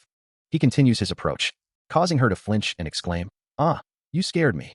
Regaining her composure, she asks, "What brings you here?" Helmut replies simply, "I'm looking for that man." The woman, connecting the dots, clarifies, "Ah, you mean Sir Ethan Hudson, the swordsman instructor?"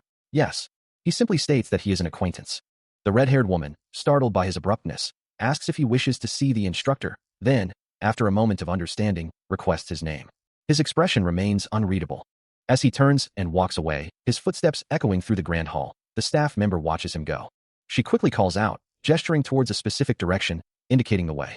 Helmut approaches an ornate, circular door, which begins to glow with a vibrant blue light, magical particles swirling around its frame. The staff member, witnessing the sudden magical activation, looks on with wide eyes, asking him to wait a moment. Her surprise deepens as she realizes the extent of the magic, a soft thud echoing through the hall. Unfazed, Helmut stands before the now fully activated, glowing portal, ready to step through.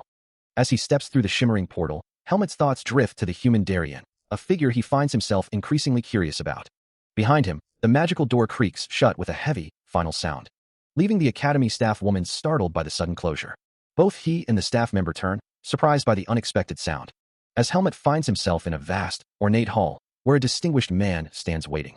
The man turns, his expression stern, and declares that he has never heard of anyone named Helmet.